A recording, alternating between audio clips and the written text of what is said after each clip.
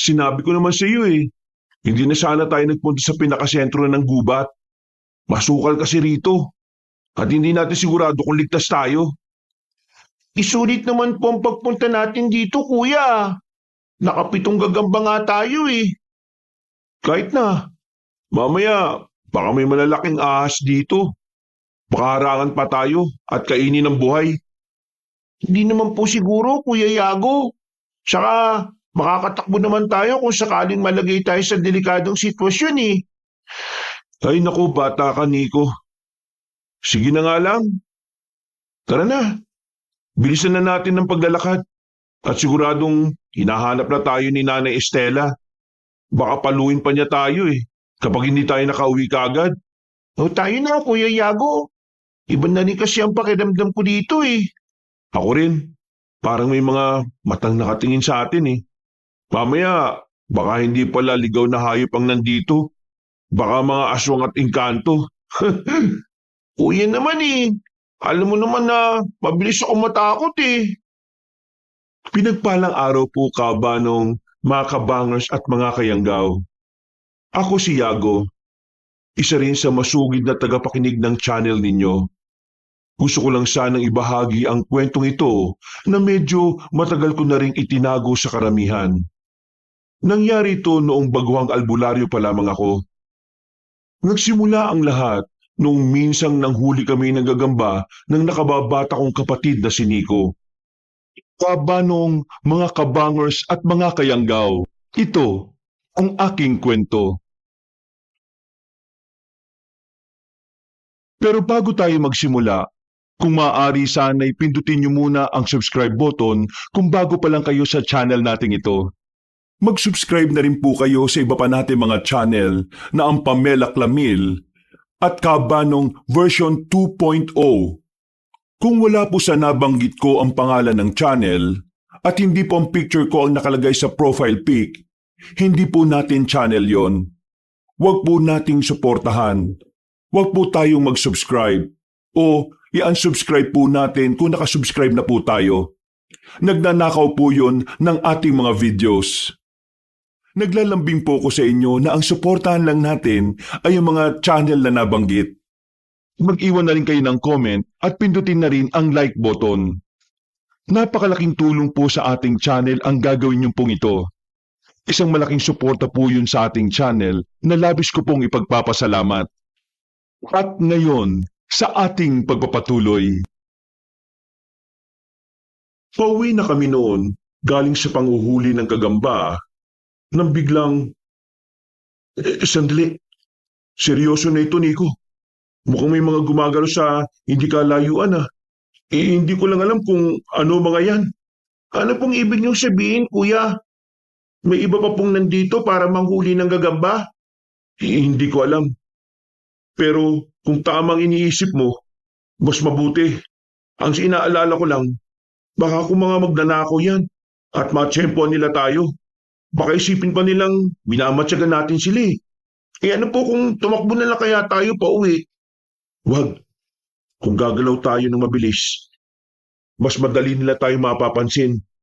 Mas mabuti kung magdadahan-dahan lang tayo para hindi mahalata ang paggalaw natin. Hinaan mo na rin ang boses mo para hindi nila tayo marinig.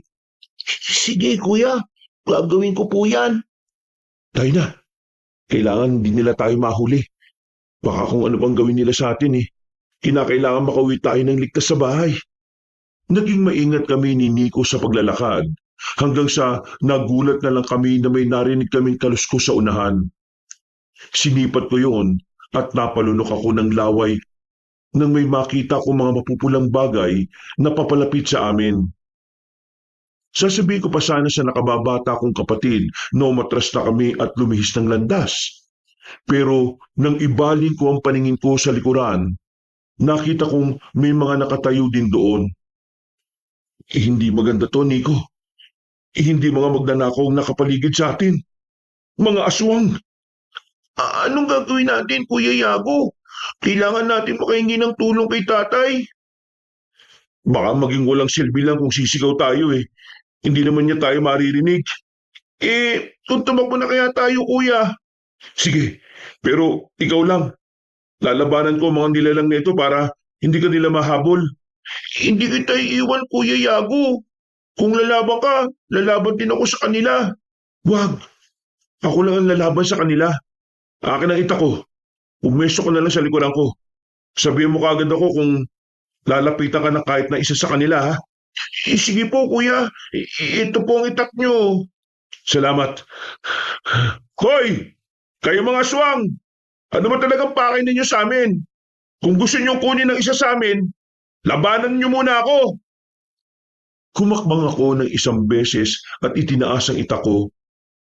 Noong mga sandaling yon, naging klaro sa akin ang hubog ng mga aswang. Maitim ang balat nila at nagbabaga mga mata. Napansin ko ring naglalaway sila habang nakatitig ng mabalasik sa amin. Paatake na sana sa akin ng mga aswang nang may isang kauri nila na dumating.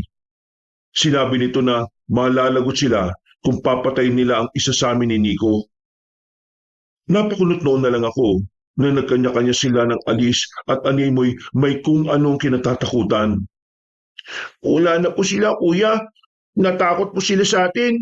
Ligtas na po tayo. Oo, Nico. Pero ang ipinagtataka ko lang, bakit parang natakot sila nang magsabi ng gano'n ng isang aswang? Ano kayang kinatatakutan nila? Hindi ko rin po alam, kuya. Parang may tinutukoy sila eh. Hindi kaya isa po sa atin yon? Yan ang hindi ko alam. Pero sige lang, ang importante sa ngayon, wala na mga aswang na yon. Ligtas na tayo. Tara na, bilisan na natin at nang makauwi na tayo. Sige kuya, siguradong nag-aalala na si nanay at tatay sa atin eh. Tama ka riyan, Nico. Sabihin na rin natin sa kanilang naging karanasan natin. Baka may alam din sila eh.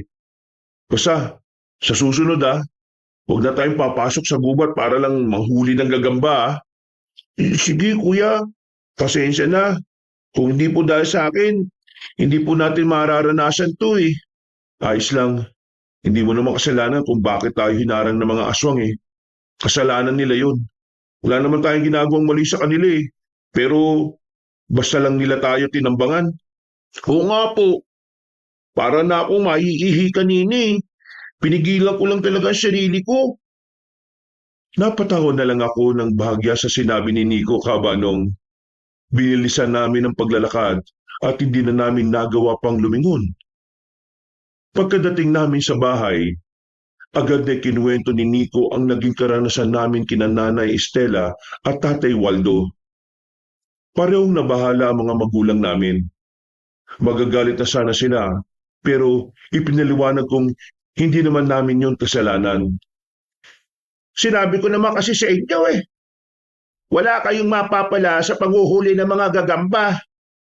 Tumutulong nga yan sa atin para mabawasan ang lamok eh. Pasensya na po kayo, Nay. Sinamahan ko lang naman po si Nico. Kung mag-isa lang siyang umalis kanina, baka po kung ano na nangyari sa kanya. Talagang napakahayop na mga aswang na yan. Hindi ko akalain na hindi pa pala nauubos ang lahi nila. Kung may babalik ko lang sana ang panahon, sisiguraduhin ko na walang matitira kahit na isa sa kanila. Bakit po niyo nasabi yan, Tay? Ano pong ibig niyo sabihin? Oo nga po, parang may alam po kayo sa mga aswang ah. Alam niyo mga anak, isa akong manunugis ng aswang nung kabataan ko. Sa katunayan, ang lolo at lola niyo ang nagturo sa akin kung paano tumugis sa mga nilalang na yan. Mga albularyo at albularya rin kasi sila. Paano naman kasi? Talamak ang aswang sa probinsyang ito dati. Halos gabi-gabi may nabibiktimang mga hayop. Kung isa po kayong manunugis, Tay, ibig pong sabihin, alam po ninyo kung paano ang pumatay ng aswang? Sino po kayo yung pinuno nila? Yan ang hindi ko naalaman. Halos kada grupo kasi, may kinikilala silang pinuno. Pero sa pagkakaalam ko lahat sila'y nasa ilalim lang ng iisang aswang. Ang tinatawag nilang Supremo. Narinig ko rin ang patungkol sa aswang na yan. Saka, may naikwento rin dati si nanay na pinag-aagawan daw ang pwesto ng pagiging Supremo. Ano naman, halos lahat ng mga aswang sumusunod sa kanya. Sino po siya? Sigurado pong mas malakas siya kaysa sa ibang aswang. Tama ka, anak. Kinatatakutan sila at nirerespeto. Mahirap silang kalabanin. Pero hanggang ngayon, hindi ko pa alam kung sino ang supremo nila at kung saan yung naglulungga. Sana naman po, malayo na sa lugar natin. Kung malapit lang sila sa baryo natin, malamang po, delikadong sitwasyon natin dito. Tama ka, anak. Kaya kayong dalawa, ha? Mag-iingat kayo. Huwag kayong lalabas ng bahay kapag gabi na. Malapit na ang kabilugan ng buwan at mas nagiging aktibo sila sa mga panahong ito. Nalaman din namin na ang mga aswang ang naging rason kung bakit lumipat sila nanay at tatay ng tirahan, Kabanong. Nagpatuloy ang pagkukwentuhan naming apat hanggang sa lahat kami nakaramdam na ng antok. Noon din, nagpasya na kaming magpahinga. Dumaan ang mga araw at mas pinili namin ni Nico na manatili na lang sa bahay. Wala rin kasi kaming naging balita sa mga aswang na humarang sa amin. Nangamba kami na baka sa susunod na pagkukrus ng daan namin, gawalan nila kami ng masama. Isang gabi, Nay! Nay! Si Nico! Si Nico po nawawala! Ano? Nawawala? Paano nangyari yon? Magkatabi lang kayo sa kwarto ah. Oo nga. Bakit? Hindi mo ba naramdaman na lumabas siya? Hindi po, Nay. Bumangon po ako para umihi. Naisipan ko lang na silipin siya sa silid niya. At nagulat na lang ako nang malaman na wala na po siya. Malakas ang duda ko na may kumuha sa kanya. Hindi siya lalabas ng mag-isa. Matatakot yun eh. Lalo pat halos mag-aalas 12 na ng hating gabi. Si Nico, saan naman kaya siya nagpunta? Sino ang kumuha sa kanya? Baka kung kinuha na siya ng mga aswang. Hanapin niyo siya. Kayo siya. Ang anak ko. Itay, nga po, tama si nanay. Kailangan mahanap po natin si Nico. Baka kung ano nang gawin sa kanya ng mga nilalang na yun eh. Sigurado na siya ang pakay nila nung nakaraan. Kaya hinarang nila kami. Hayop sila. Hindi ako papayag na may gawin sila masama. Sandali. Kukuha lang ako ng itak sa kagasera. Hahanapin natin siya. Hindi tayo babalik dito nang hindi natin siya kasama. Salamat sa inyo, Waldo. Yago, mag-iingat kayo ha. Kayo kung pati sa inyo may masamang mangyayari rin. Opo, Inay. Mag-iingat po kami. Kayo rin po. Kailangan po ninyo mag-ingat dito. Yago, eto ang itak mo at lampara. May dala na rin ako niyan. Kailangan mahanap natin ang kapatid mo sa lalong madaling panahon. Sige po, Tay. Sa gubat po. Baka doon siya dinala ng mga aswang. Yun kung talagang dinukot siya ng mga nilalang na yun. Noon din, nagpaalam kami kay Nanay Kabanong. Nagmadali kami bumaba ni Tatay. Una, sinubukan namin hanapin si Nico sa loob at labas ng bakuran.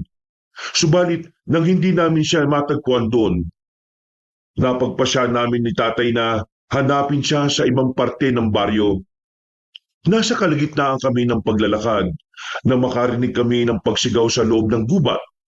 Kinutuban kami ni Nico. Kaya mas binilisan namin ni Tatay ang paglalakad. Habang papalapit kami roon, meron akong nalanghap na kakaibang amoy. Alansa po, Tay. Hindi ko maintindihan kung ano eh. Basta, napakalansa. Parang nanggagaling sa loob ng gubat. Kapag malansa ang paligid, palatandaan niya na merong aswang. Sigurado na tama ang hinala natin. Dinukot nga si Nico ng mga aswang. Ano naman po kayo yung pakay nila? Wala naman tayong ginawang mali ah. Yan ang hindi pa natin alam. Makukumpirma naman natin yan kaagad eh. Kapag nakaharap na natin ang mga aswang na yan. Kinakailangan mabawi natin kaagad si Nico. Gagawin po natin ang lahat para makuha siya.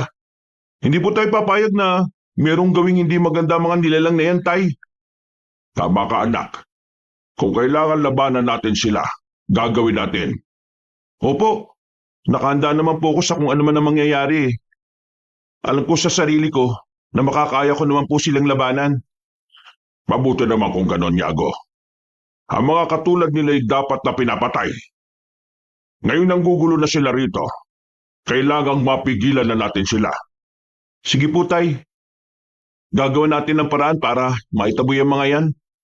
Hindi lang basta maitaboy, anak. Kailangan natin silang patayin. Kung hahayaan natin silang mabuhay, magagawa pa nilang magparami ng lahi. Mas lalaki ang problema natin kapag nangyari yan. Napatango ako bilang pagsang-ayon sa sinabi ni Tatay. Nang makarating na kami sa bukana ng gubat, nakarinig kami ulit ng pagsigaw. Sa pagkakataong yon, nakumpirma namin na si Nico nga yun. May naulinigan din kami mga pag-angil, kaya mas nabahala kami ni Tatay. Nagkanya-kanya na kami ng pagtakbo hanggang sa matigilan siya. Napahinto rin ako. At inusisa siya kung bakit siya tumigil. Napaliligiran tayo ng mga aswang. Walang ya.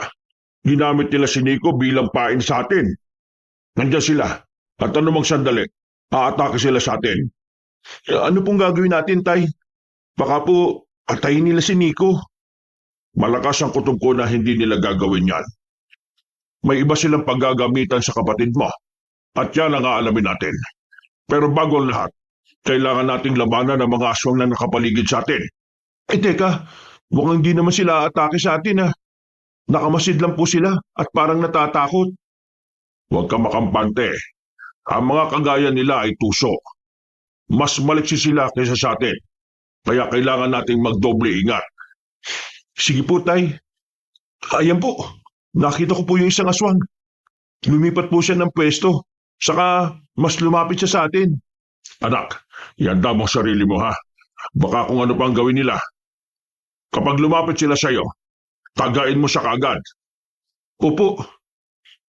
Napahawak na ako ng maigpit sa itako kabanong. Nang maaninag namin si Nico, sinabi ni Tatay na ako ang lalapit sa kapatid ko para iligtas siya. Subalit, nang makita kong nakaabang ang mga aswang, sinabihan ko siyang ako na ang haharap sa mga nilalang at siya na ang bahala kay Nico. Pumayag naman siya at noon din, tumakbo siya para lapitan ang nakababata kong kapatid para tulungan ito. Walang ano-ano, lumundag ang isang aswang sa harapan ko. Tatagayin ko na sana siya, pero may kung anong enerhiyang pumigil sa akin. Kung ako sa inyo, mas mabuting umalis na kayo sa lugar na ito. Nalaman na ng pinuno ng mga aswang ang lokasyon niya at hindi niya kayo titigilan. Sino kayo? Bakit mo sinasabi sa akin ng mga bagay na yan? At ano naman ang kinalaman ko sa mga nangyayari? Malaki. Kaya ngayon pa lang, mas mabuting umalis na kayo sa lugar na ito. Kapag nagkaroon sila ng pagkakataon, gagamitin niya ang isa sa mga mahal mo sa buhay laban sa iyo. Laban sa akin? Bakit? Ano ba ang maling nagawa ko sa kanya? Hindi ko nga siya kakilala eh. Kung sino ka man, alam ko may kinalaman ka sa pagdukot kay Nico. Kaya magbabayad ka. Wala kami kinalaman dyan. Nandito lang kami para balaan kayo. Malupit ang pinuno ng mga aswang. Wala siyang sinasanto, kahit pa ng Supremo. Kung sino man siya, wala akong pakialam sa kanya. Ibalik lang niya ang kapatid ko. At tapos na ang usapan. Sige na, kailangan na naming umalis. Basta, sundin mo ang sinabi ko. Pero kung hindi mo masusunod yan, mas mabuting maganda na lang kayo. Marami pang mga hindi magandang mangyayari simula sa gabi nito. Hindi naman kami natatakot sa kanya eh. At mas lalong hindi ako natatakot sa iyo. Kung kasabwat mo ang pinuno ng mga aswang, mas maigi na balaan mo siya sa ginagawa niya. Hindi niya kilala kalaban niya.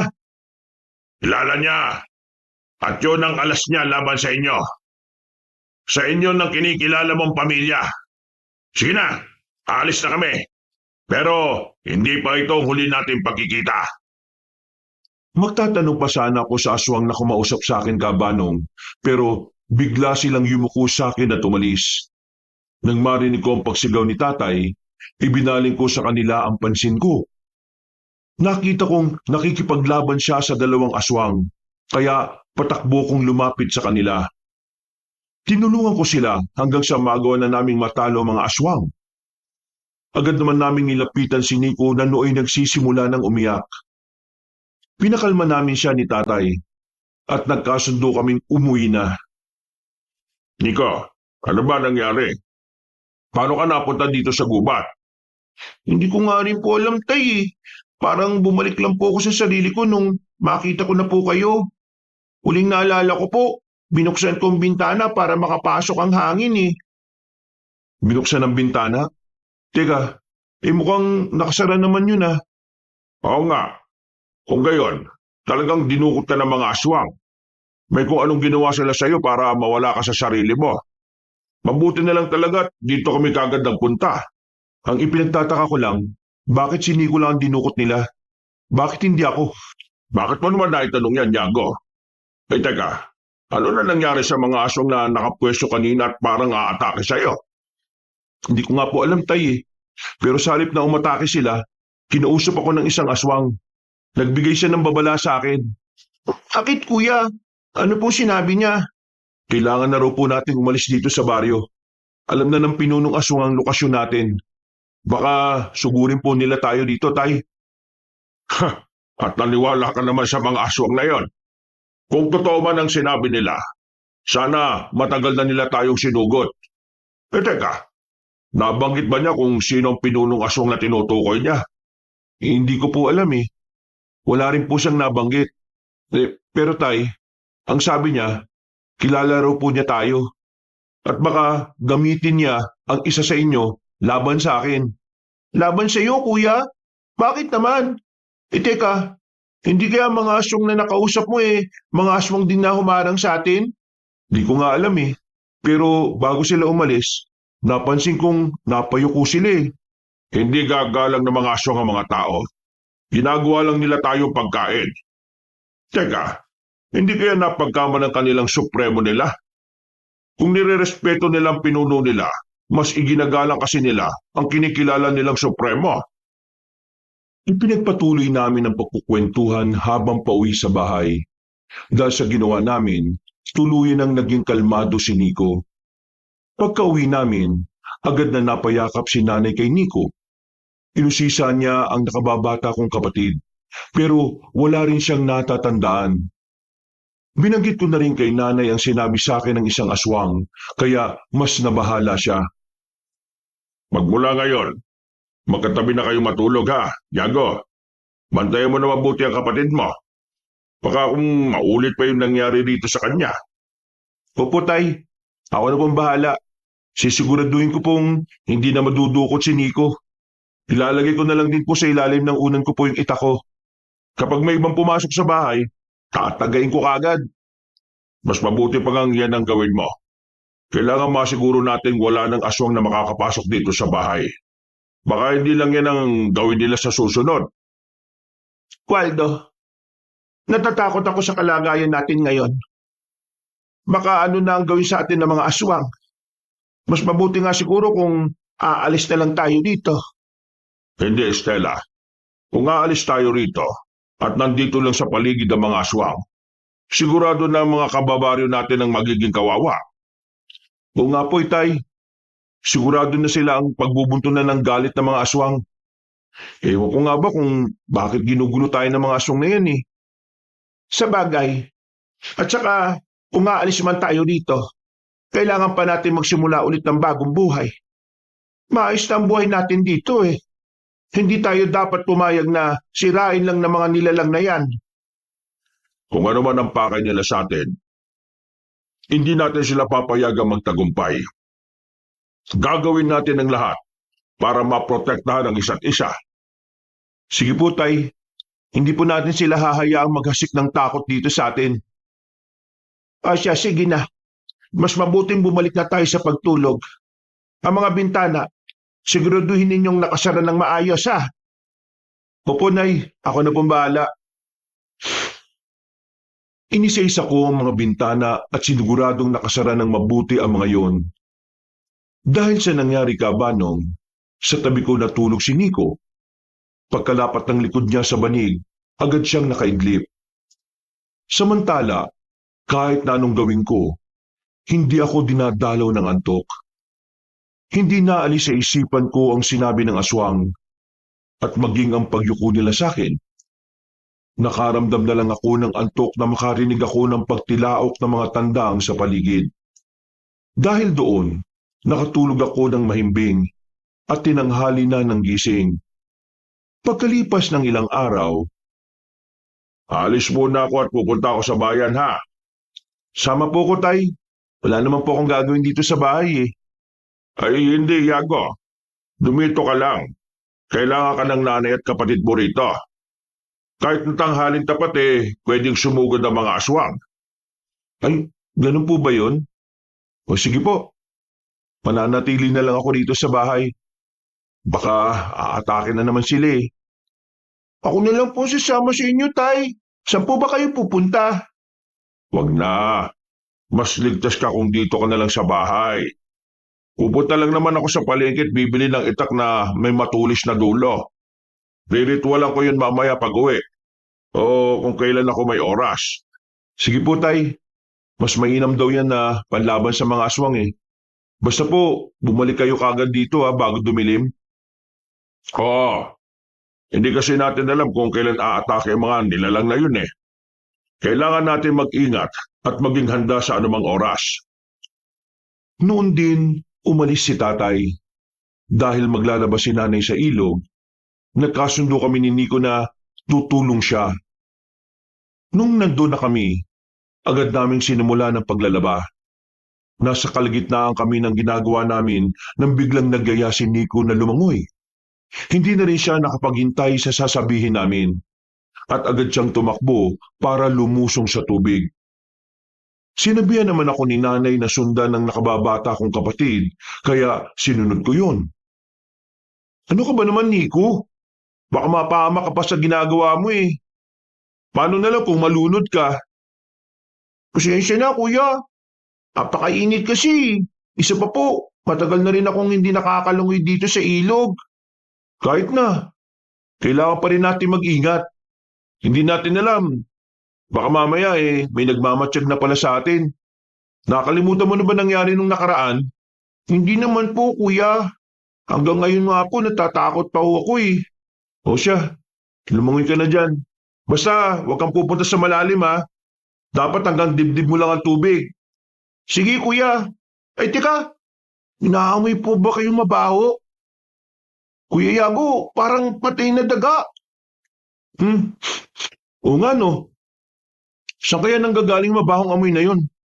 Teka sandali, titingnan ko dyan sa unahan. Sasama na ako sa inyo, kuya. O sige, halika. Mukhang doon nagmumula yung amoy na yun eh. Takpan mo na lang yung ilong mo, parang mas tumatapang palalo ang amoy niyan. Hinanap namin ni Nico kung ano ang pinanggagalingan ng amoy na yon. Hanggang sa may matagpuan kaming isang kambing. Naagnas na ang katawan nun. Wakwak na rin ang tiyan nun at wala na mga laman loob. Nagkaroon ako ng kutob na aswang ang may gawa nun.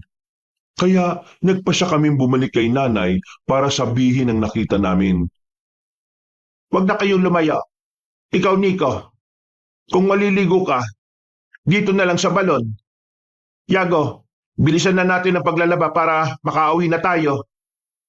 Sige po, Nay. Wala kasing ibang tao nandito ngayon eh. Baka pumalagay tayo sa alanganin. Tama ka. Kung talagang gusto tayong gawa ng masama ng aswang, maghahanap sila ng paraan para atakihin tayo. Bilisan ko nilang pong pagligo, Nay. Pagkatapos ko, tutulong na rin po ako sa inyo para makauwi na po tayo kaagad. Nang matapos na kami sa paglalaba, agad kaming umuwi ni nanay. Hindi pa rin nawala sa usapan namin ang natagpuan namin patay na kambing. Naabutan kami ni tatay na nagkukwentuhan patungkol doon.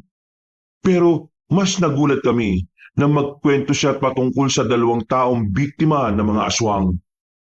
Mukhang mas nagiging mabangis na sila. Hindi lang hayop ang binibiktima nila. Yan nga rin ang naisip ko eh. Malamang, may gustong iparating ang mga aswang na yon. Ang malaking katanungan lang ay kung ano yon at para kaninong ibinigay nilang babala. Yan nga ang problema. Walang ibang nakakaalam yan. Eh teka, Baka gusto nilang magpakitang kilos sa supremo nila. Baka may bagong supremo na hinirang. Kung meron man, baka po mas magiging mabagsik na ang mga aswang. Baka wala na silang pipiliing oras at lugar. Subukan lang nila. Kahit na matagal na akong tumigil sa panunugis, nakahanda akong bumalik para pigilan sila sa masama nilang balak. Tutulong po ko sa inyo, Tay. Ano ka ba naman, Nico? Masyado ka pang bata. Huwag ka nang makisali sa gulo, ha? Baka mapahama ka lang eh. Tama ang Kuya Yago mo, Nico. Ang mas mabuting gawin mo, samahan mo ang nanay mo para masiguro niyong ligtas kayong dalawa. Dahil madalas nang may natatagpo ang katawan ng patay na hayop, mas nabahala kami. Halos ilang gabi akong hindi nakatulog dahil sa kakaisip ng posibleng mangyari. Isang beses, dahil sa naipong kong antok, nakatulog ako na mahimbing. Ni hindi ko na naramdaman ang nangyayari sa paligid ko. Naalimpungatan na lang ako nang biglang umibabaw sa akin si Nico. Nanlilisik ang mga mata niya habang naglalaway. Kumain ang bibig mo, Kuya. Kailangan mo ang bagay na ito. Ano ba yan, Nico? Bakit ganyan ang mukha mo? Umalis ka nga sa ibabaw ko. Hindi, ibuka mo muna ang bibig mo para matapos na ang lahat ng ito. Teka, hindi ako papayag sa kung ano man ang gusto mo. Para ka lang naging aswang ah. Bakit? Hinawa ka na ba ng aswang na minsan dumukot sa'yo, ha, Nico? Tingnan natin kung makakaya mo ang lakas ko, Kuya. Kung hindi mo ibubuka ang bibig mo, pupwersahin kita. Sige, alam kong hindi ka talaga si Nico. Hinira mo lang ang katawan niya para magawa ang pakay mo. Hindi kita hahayaang magtagumpay. Nagkakamali ka, Kuya. Ako pa rin ito, si Nico.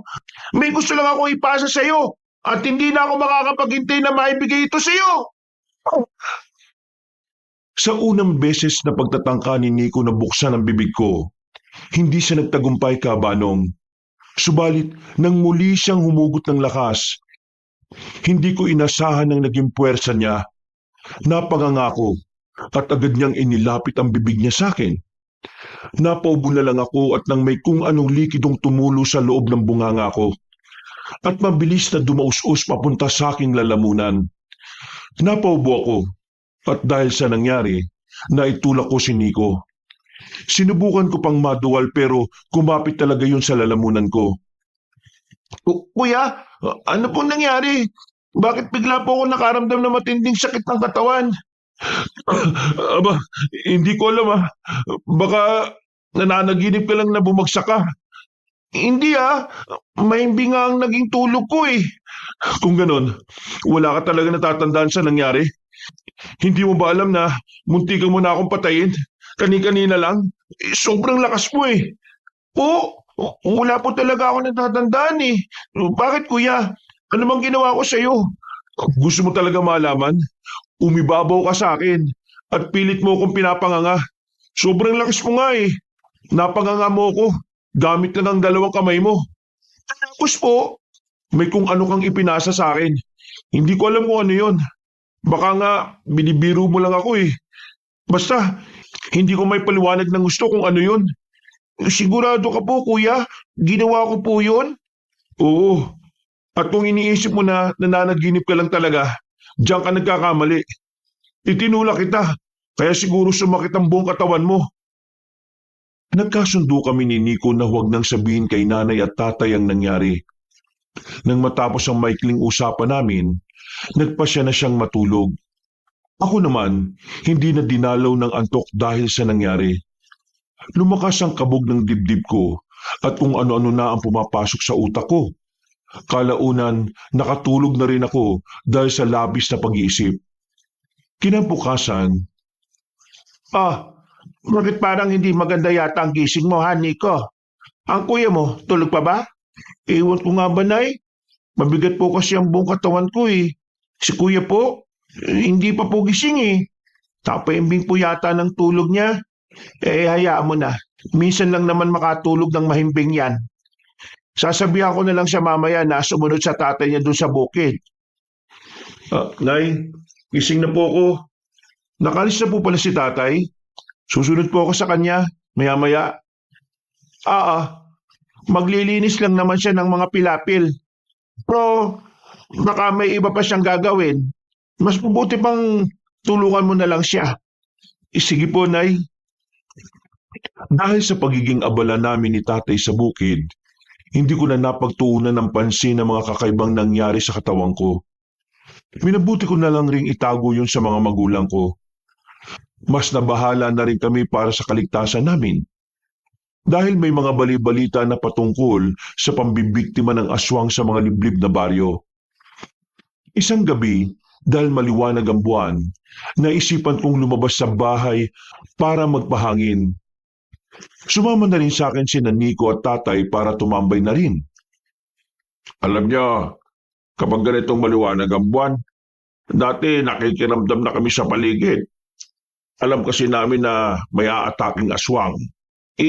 Kung ganun po, may mga napatay na rin kayong aswang, Tay? Oo naman. Pero may isa akong nakalaban dati na nahirapan ako. Hindi nga lang ako, pati mga kasamahan ko. Baka naman po yun yung supremo ng mga aswang, Tay. Ang alam ko, hindi. Isa lang siya sa mga pinunong aswang. Sa pagkakatanda ko, Emiliano ang pangalan niya. Bakit naman po kayo nahirapan sa kanya? Baka mas malakas at maliksi lang yun. Siyempre, mga aswang sila. Masigit ang kakayahan nila kaysa sa mga karaniwang tao. Tama ang kuya mo, Nico. Pero alam ba ninyo, nakatakas ang aswang na yon. Matagal na nang nangyari ang sagupaan namin. At hindi ko alam kung buhay pa ba siya o patay na. Teka po, paano kaya kung ang grupo pala ng mga aswang na yun ang nag-aasik ng takot dito ngayon, Tay? At baka tayo talagang pakay nila. Sandali, mukhang yun din ang pinupunto ng aswang na kumausap sa akin, ha? Malamang may alam nga siya sa supremo ng mga aswang. Sadyang ayaw lang niyang sabihin sa akin. Kung sino man ang aswang na yon, hindi natin sigurado kung kaibigan natin siya o kaaway. Pero hanggat hindi siya gumagawa ng hakbang laban sa atin, ituturing na muna natin siyang kaibigan. Matapos ang kwentuhan namin, nagpasya na si tatay at Nico na pumasok sa bahay. Nang wala na sina tatay, napansin kong parang nag-ibayo ang pandama ko. May mga naririnig ako mula sa malayo at mas naging aktibo ang pangamoy ko. Naalala ko ang gabing may ipinasa sa akin si Nico. Kaya kinutuban na ako ng hindi maganda. Noon din, sinikap kong pigilan ang kung anumang nangyayari sa akin. Pumasok na rin ako sa loob ng bahay para maibaling ang pansin ko. Akala ko ba sa labas ka na matutulog? Hayago, mabuti naman at naisipan mo nang pumasok. Nasa kwarto na ninyo si Nico. Malamang tulog na yon. Pasensya na po, Nay. Nawili po kasi ako sa labas kasi maliwanag ang buwan. Hindi ko na po namalayan ng oras. Kung hindi po naging panay ang paghikab ko, hindi ko na naisip na malalim na pala ang gabi. Siya, mas mabuti pang matulog ka na ron. Masama sa katawan ng pagpupuyat. Alam mo yan. Tsaka isa pa, pupunta ulit tayo ng tatay mo sa bukid. Ay, oo nga po pala. Sige po, matutulog na po ako. Sige, Yago. Bukas na lang ulit tayo tatambay kasi kabilugan ng buwan. Sige po, Tay. Minabuti kong mahiga na sa tabi ni Nico. Habang nagpapaantok, nakiramdam ako sa paligid. Nasa ganoong sitwasyon ako nang may marinig akong pagsigaw ng isang babae mula sa malayo. Gusto ko sanang bumaba para alamin kung saan yung nanggagaling. Pero naisip kong papagalitan ako ni natatay. Isinantabi ko yon at pinilit ang sarili kong makaidlip. Nasa kahimbingan na ako ng pagtulog ko nang bigla kong napabangon. Nakarinig ako ng malakas na kalabog sa bubong. Kaya nagmamadali akong lumabas ng kwarto. Nak, nagising ka rin pala. Huwag ka masyadong gagawa ng ingay ha. Malakas ang kutob ko na merong aswang sa ibabaw ng bubong natin. Yan nga rin pong hinala ko, Tay. Kung aswang yan, bakit kaya siya nandito? Yan ang hindi natin alam, Yago. Sandali, susubukan kong lumabas. Bantayan mo ang inay mo at kapatid. Baka may biglang pumasok dito. Pero kung kailangan po ninyong tulong ko, sabihan niyo kagad ako ha. Bababa po ako kagad. Sige anak, basta wag mo na silang gisingin. Baka mag-ingay pa sila eh. Kailangan hindi alam na kung anumang nilalang na nasa labas. Nagising na tayo. Opo, sige po tay. O siya, pababa na ako. Siguraduhin mong wala makakapasok na aswang dito ha. Opo tay, mag-iingat po kayo ha. Pagkababa ni tatay, sinubukan kong lumapit sa bintana. Sumilip ako roon at inalam kung ano ang nangyayari sa labas. Habang nasa ganoong sitwasyon, nakaramdam ako ng kakaibang init. Parang gusto ko na ring lumabas noon. Pero naisip ko ang sinabi ni Tatay Waldo sa akin. Nabahala na rin ako sa kaligtasan ni Nanay Estela at Nico. Kaya pinag-igihan ko ang pagbabantay sa kanila habang nakikiramdam sa paligid. Ilang sandali pa, may narinig akong yabag na papalapit sa akin. Kuya, ano po't nangyayari? Bakit may mga ingay sa labas? Teka, si tatay nasaan no? Huwag mo masyadong lakasan ng boses mo. Baka magising si nanay. Meron kasing aswang sa labas at pinuntahan siya ni tatay. Nasa labas? Baka po mapano si tatay? Hindi ko alam kung ilang aswang ang nandyan sa labas eh. Teka, susubukan kong dumunga ulit sa bintana. Sige po kuya. Baka po kasi kailangan niya ng tulong eh. Teka, mukhang may umuungol sa labas ha. Boses yun ni tatay ha. Tulungan po natin siya kuya. Baka kung anong gawin ng mga aswang na yun kay tatay. Ako nang bababa. Dumito ka lang sa loob ng bahay ha. Samahan mo si nanay at baka may pumasok dito ng mga nilalang. Malakas ang kutob kong may iba pang aswang sa paligid eh. Sige kuya, ako na pong bahala dito. Kung may aswang po na magtatangka na pumasok, sasabihan ko kagad kayo. Mas mabuti pa nga. O sige na, pakisara na lang ang bintana. Noon din, kumuha ko ng itak saka lumabas sa bahay namin. Pagkalabas ko, nakita kong nakikipaglaban si tatay sa aswang. Iginala kong paningin ko sa paligid at napalunok ako ng laway nang makita kong may iba pang nilalang na nakahandang umatake sa amin. Nang matalo ni tatay ang aswang, tinaga niya yon at siniguradong hindi na mabubuhay pa. Yan ang dapat sa mga nilalang na naging salot sa mga tao. Hindi na sila binibigyan ng pagkakataong mabuhay. O nga po tay, kapag nabuhay pa siya, sigurado na babalik siya at gaganti. Teka, bakit ka bumaba pa rito, Yago? Kaya ko naman labanan na mag-isa ang aswang na ito ah. Hindi po nag-iisa ang aswang na yan tay. Tingnan po ninyo sa kalayuan. May nakaabang po sa atin at anumang oras sa atake sila. Ha? Saan? Wala naman ako nakikita. Nandiyan po sila malapit sa mga punong kahoy. Nakikita ko pa nga po yung mga mata nila eh. Talagang wala akong nakikita eh. Teka, susubukan kong lapitan. Parang wala namang aswang sa bahaging yun eh. Sasama ko po kayo tay. Hindi po natin alam kung ano ang posibleng gawin ng mga yan. Kung hindi nyo sila nakikita, malamang may masama silang binabalak. Teka, kapangatauhan yan ni Emiliano. Kung nagkataon na sila yan, sigurado ko na ako ang totoong pakay nila. Kung ganun po, kailangan nalabanan natin sila para wala nang maging banta sa kaligtasan natin, tay. Yan din ang iniisip ko eh. Tatapusin ko na ang gulo na nasimulan ko noon. Pero hindi ko nagawang wakasan dati. Mabilis kaming humakbang ni tatay papunta sa bahagi kung saan ko itinuro ang mga nakapwestong aswang. Habang papalapit kami roon, hinawakan ko ng mahigpit ang itak ko at inihanda ang sarili ko sa kung anumang mangyayari. Nang ilang dipan na lang ang layo namin ni tatay sa mga nilalang, napahinto kami at nakiramdam sa mga susunod nilang gagawin. Tama ka anak, may mga aswang ang nakapwesto rito. Kahit na hindi ko sila nakikita nung una eh, pero habang papalapit tayo rito, nararamdaman ko sila at naaamoy. At ngayon, nakikita ko na ang mga aswang na yan. Hoy kayo, anong pakay nyo rito? Gusto ba ninyong matulad sa isang aswang na pinatay namin? Ganyan nga, Yago. Ang mga katulad nila hindi dapat kinatatakutan. Sige na, humakbang na tayo palapit sa kanila. At nang malaman natin kung ano ba talagang totoong pakay nila. Sige po tay, ako na po mauna. Baka po kasi kung kayo talagang sadya nila rito, bigla nila kayong sunggaban eh. Sige, Yago. Ikaw bala. Basta mag-iingat ka, ha?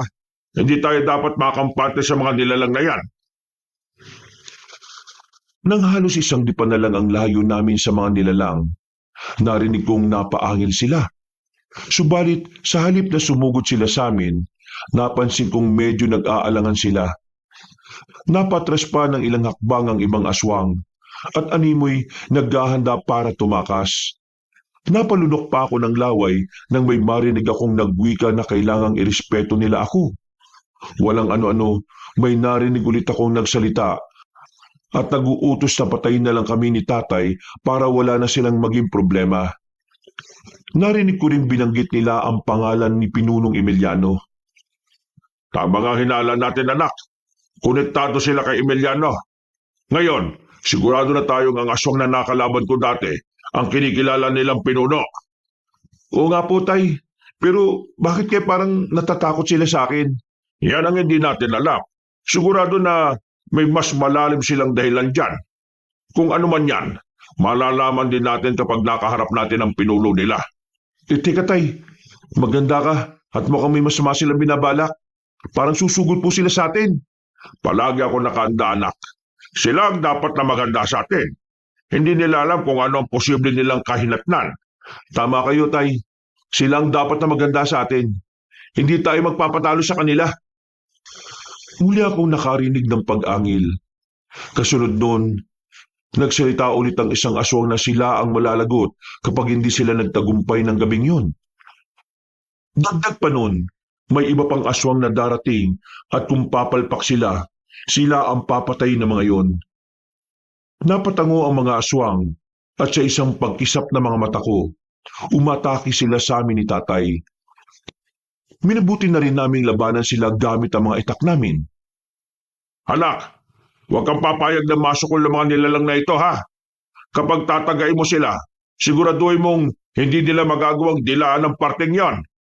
Opo tay, alam ko po yan.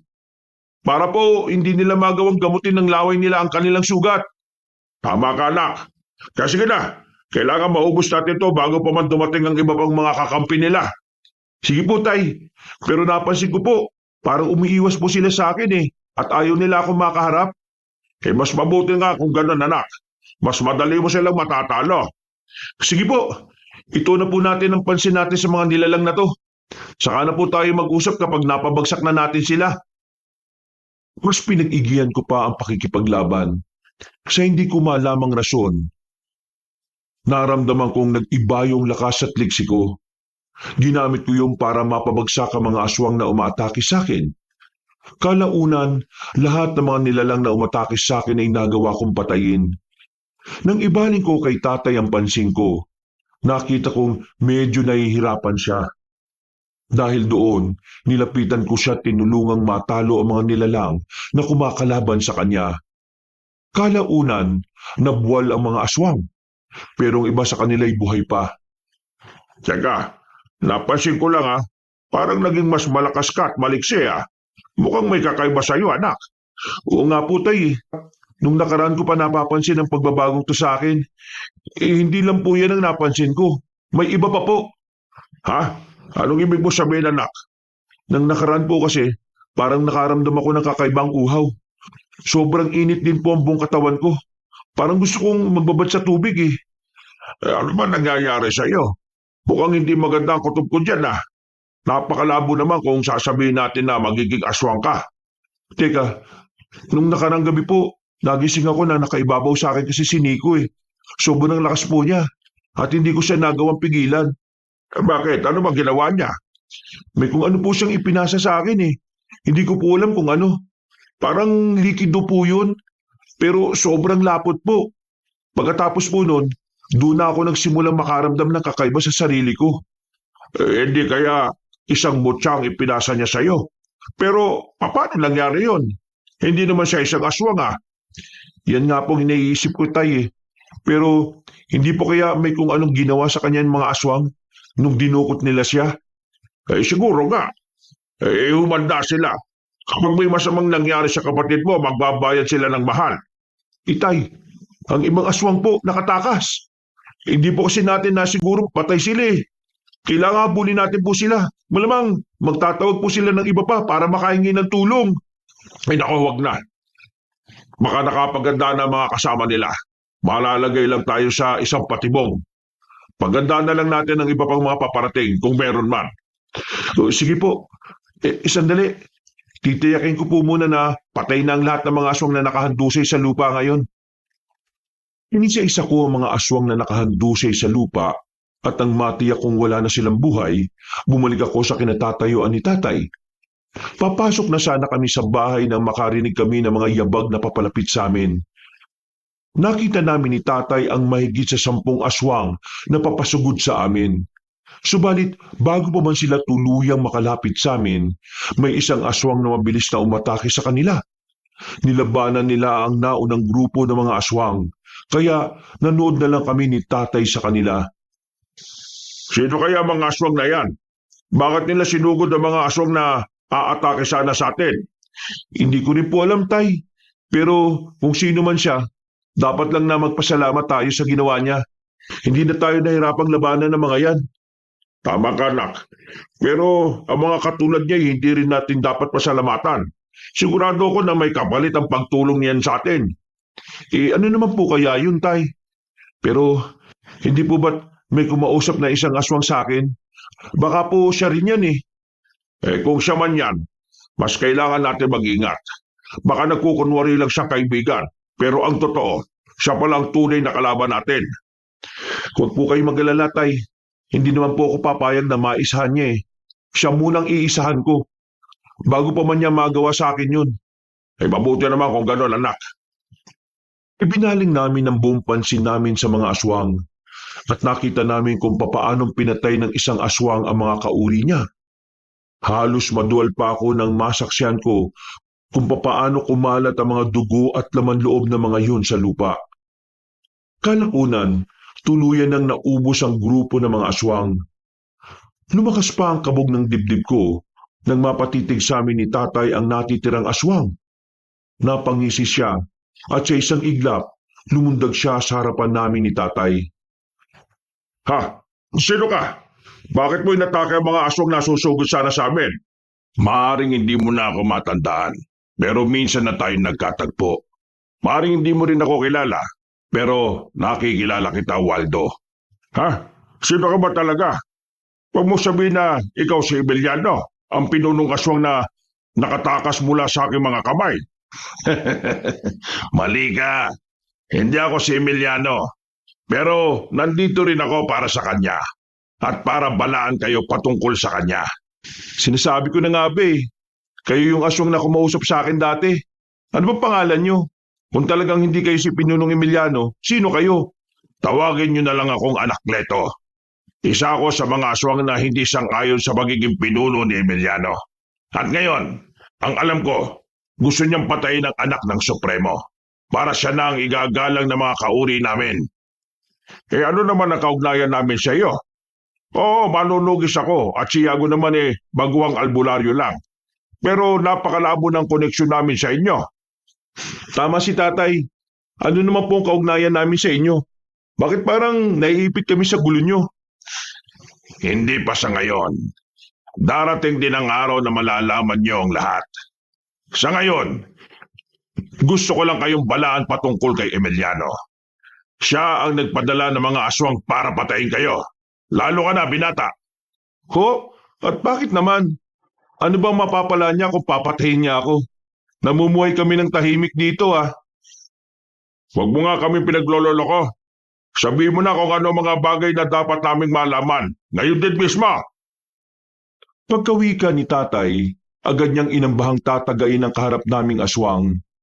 Nabigla naman ang nilalang, kaya napatras siya ng ilang hakbang. Muli siyang tinanong ni tatay kung paano siya nakilala ng nasabing aswang. Pero sa halip na sumagot, napatitig sa akin si Anakleto. Kasunod nun, napayuko siya na animoy sumasaludo. Ako ang aswang na nakita niyong nag-iwan sa isang sanggol. At ako rin ang albularyong minsang gumamot sa inyong grupo nung sugatan kayo. Ha? Ikaw yon? Kung ganon, ano kailangan mo? Bakit ka bumalik dito? Hindi ko papayagan ng mga katulad ni Emiliano na mamuno sa halos lahat ng mga aswang. Kapag siya ang magiging supremo, mas magiging agresibo ang mga aswang.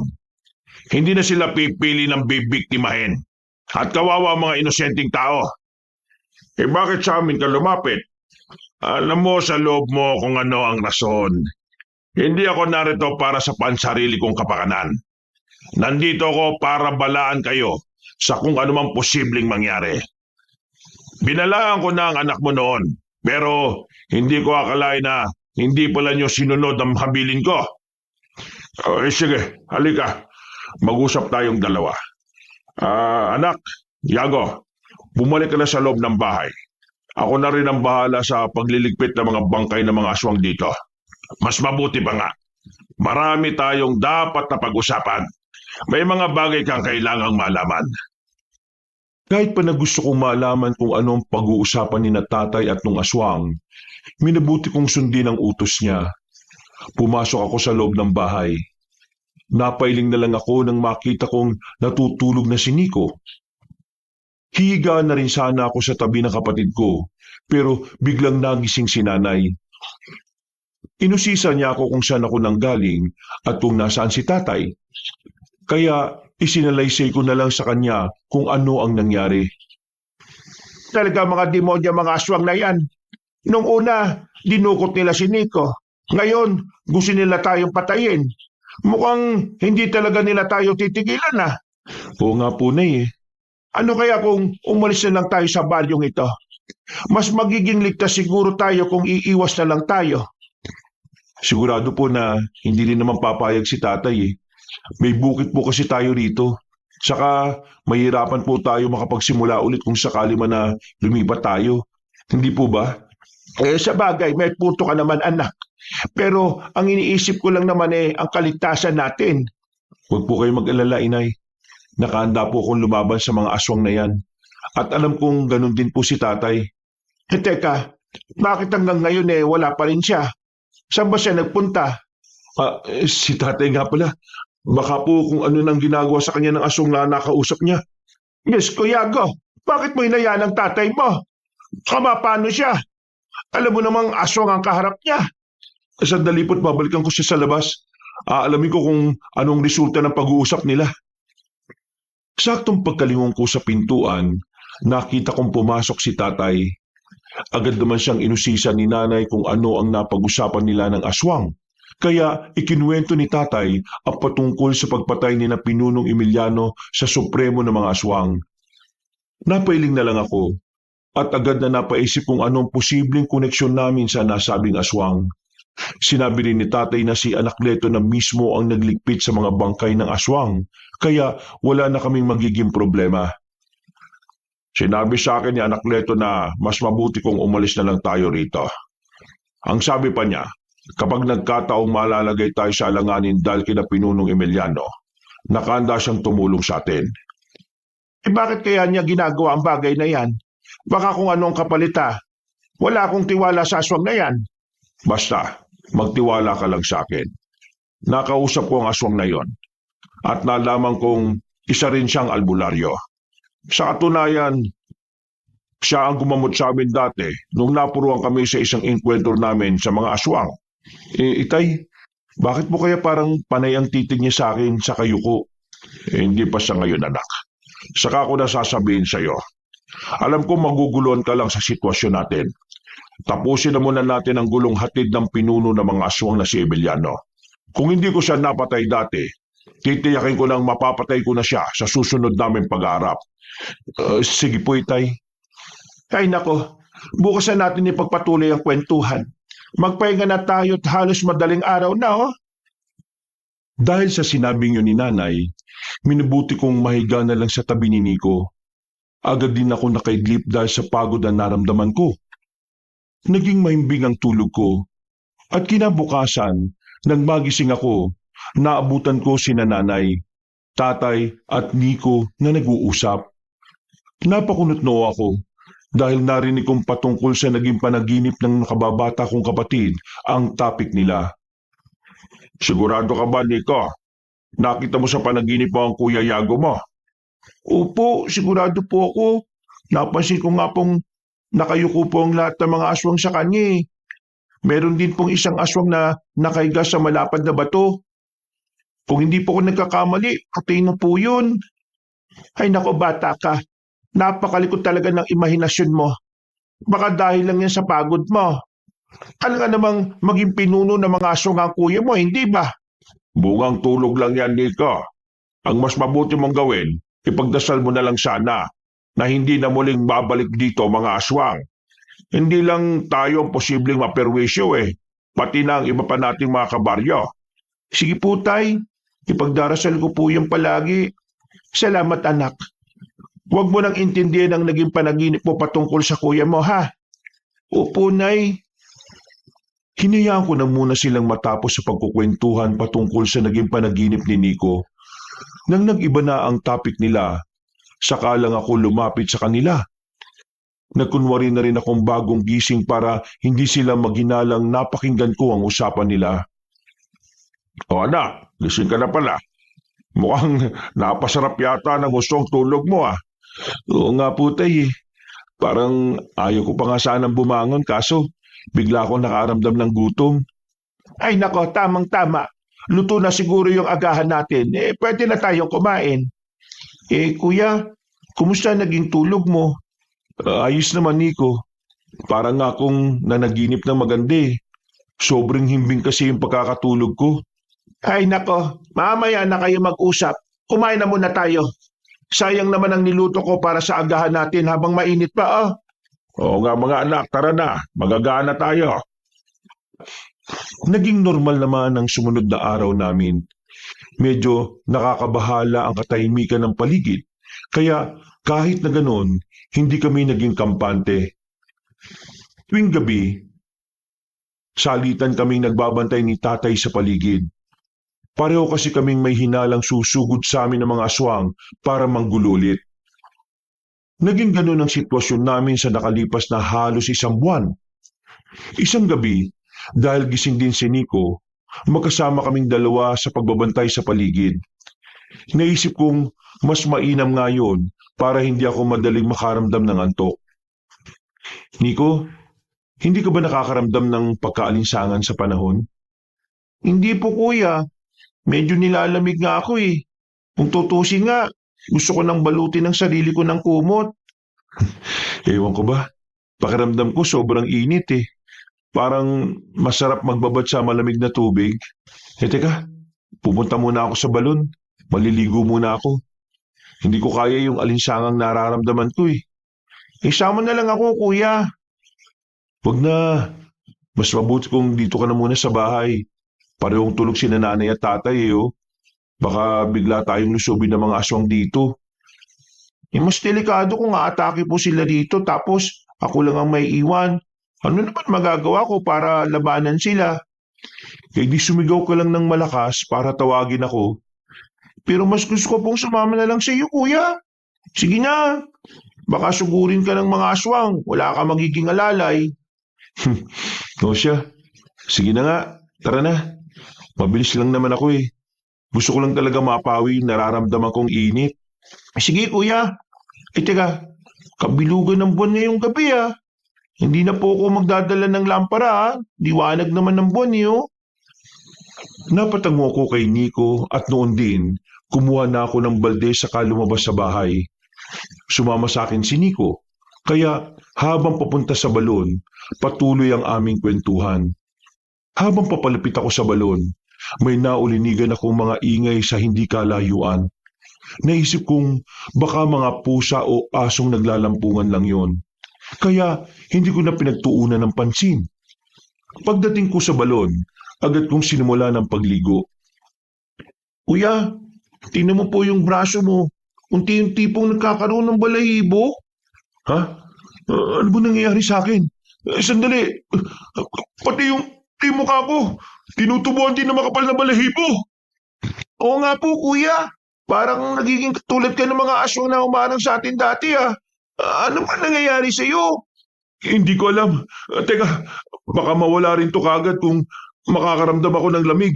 Ipagpapatuloy ko na lang ang pagligo ko. Sige po, kuya, bilis. Nico, wala kang pagsasabihan ng nangyaring to sa atin ha. Kailangan na walang ibang makaalam nito. Kung hindi tayo lang, tayong dalawa.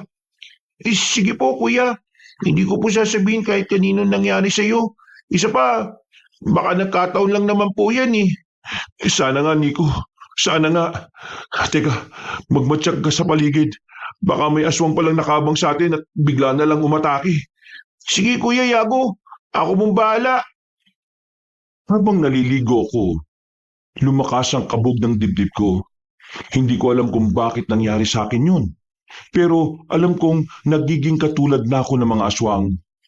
Habang nasa ganong sitwasyon ako, pakiramdam ko'y nakalutang ako at wala sa wisyo ang pag-iisip ko. Subalit nang akmang sasakupin na sana ng kakaibang nararamdaman ko, bigla akong nakarinig ng malakas na sigaw. Kuya, narinig mo ba yun? Mukha pong may nangangailangan ng tulong ah. Saan man na kaya yun? O nga, Nico, narinig kong pagsigaw na yan. Teka, mukhang malapit lang yan sa bahay natin ah. Hindi kayo may nangyari kina nanay? Oo nga po. Kakailangan nila ng tulong natin. Umuwi na po tayo, kuya. Sige, pero kailangan muna natin makasiguro kung ano talaga nangyari. Malakas ang kutob kong mga aswang ang lumusob sa atin. Baka sina Pinunong Emiliano na yun. Makapangyarihan ang aswang na yun, di ba, kuya? Oo, Nico. Pero meron pang mas makapangyarihan at mas malakas sa kanya. Ang kinikilala nilang Supremo.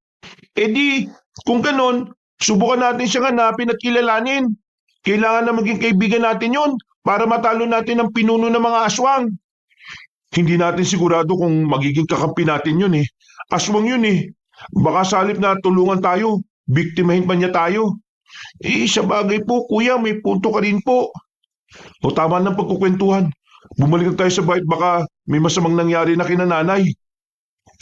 Hindi ko na hinintay pa ang naging sagot ng nakababatang kapatid ko sa akin, Kabanong. Tumakbo na ako mabilis at nang malaman kong nakasunod naman siya sa akin, hindi ko na rin siya nilingon pa. Nung medyo malapit na kami sa bahay, pareho kaming natigilan ni Nico nang makarinig kami ng pag-angil na papalapit sa amin. Kuya, parang aswang yung gumagawa ng ingay ah. Yan nga rin ang naisip ko eh. Sige Nico, ihanda mo sarili mo. Kapag may aswang na sumugod sa atin, tumakbo ka, papasok sa bahay natin.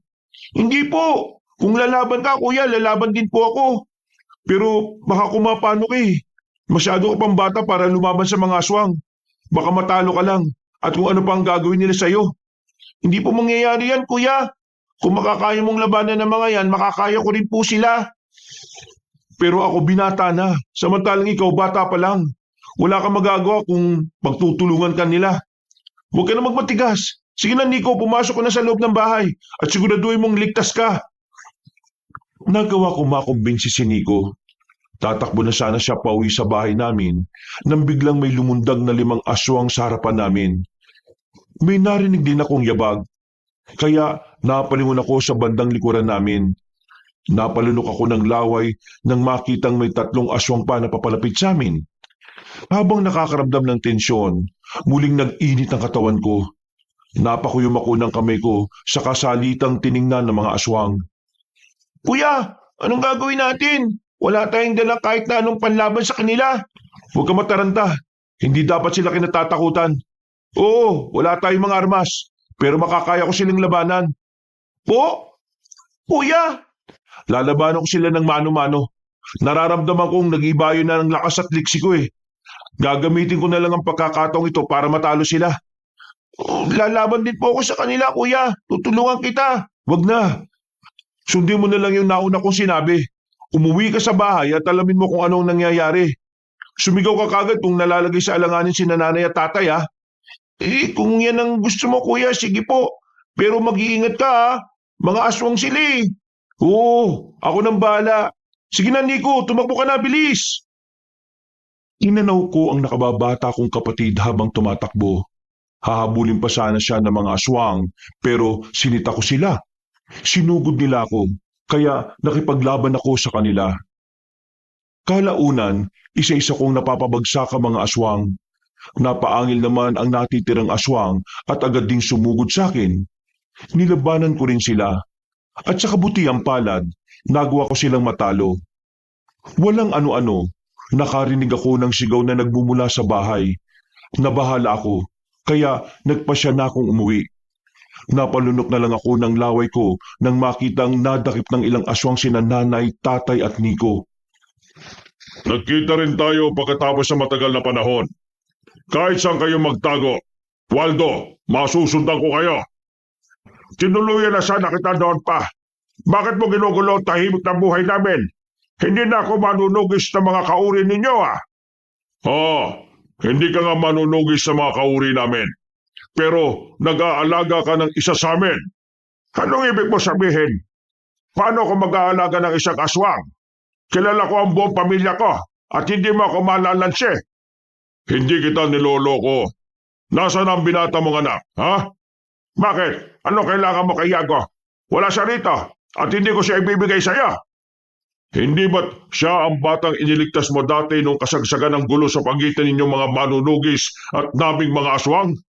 Tama ka. Ano naman ngayon? Wala ka na ron. Huwag mong sabihin na pati siya pag-iinteresan mo pa. Talagang pag-iinteresan ko siya. At bakit naman? Wala siyang kasalanan sa iyo. Wala siyang kasalanan. Pero siya ang hadlang sa pagiging supremo ko. Kapag wala siya, ako na ang kikilalaning supremo ng mga aswang. At bakit mo naman nasabi yan?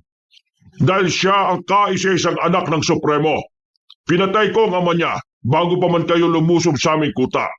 Pero ang hayop na anak Leto, itinakas pa niya ang anak ng supremo, ang anak-anakan mo. Nanginig ako dahil sa narinig ko. Hindi ko alam ang gagawin ko, Kabanong.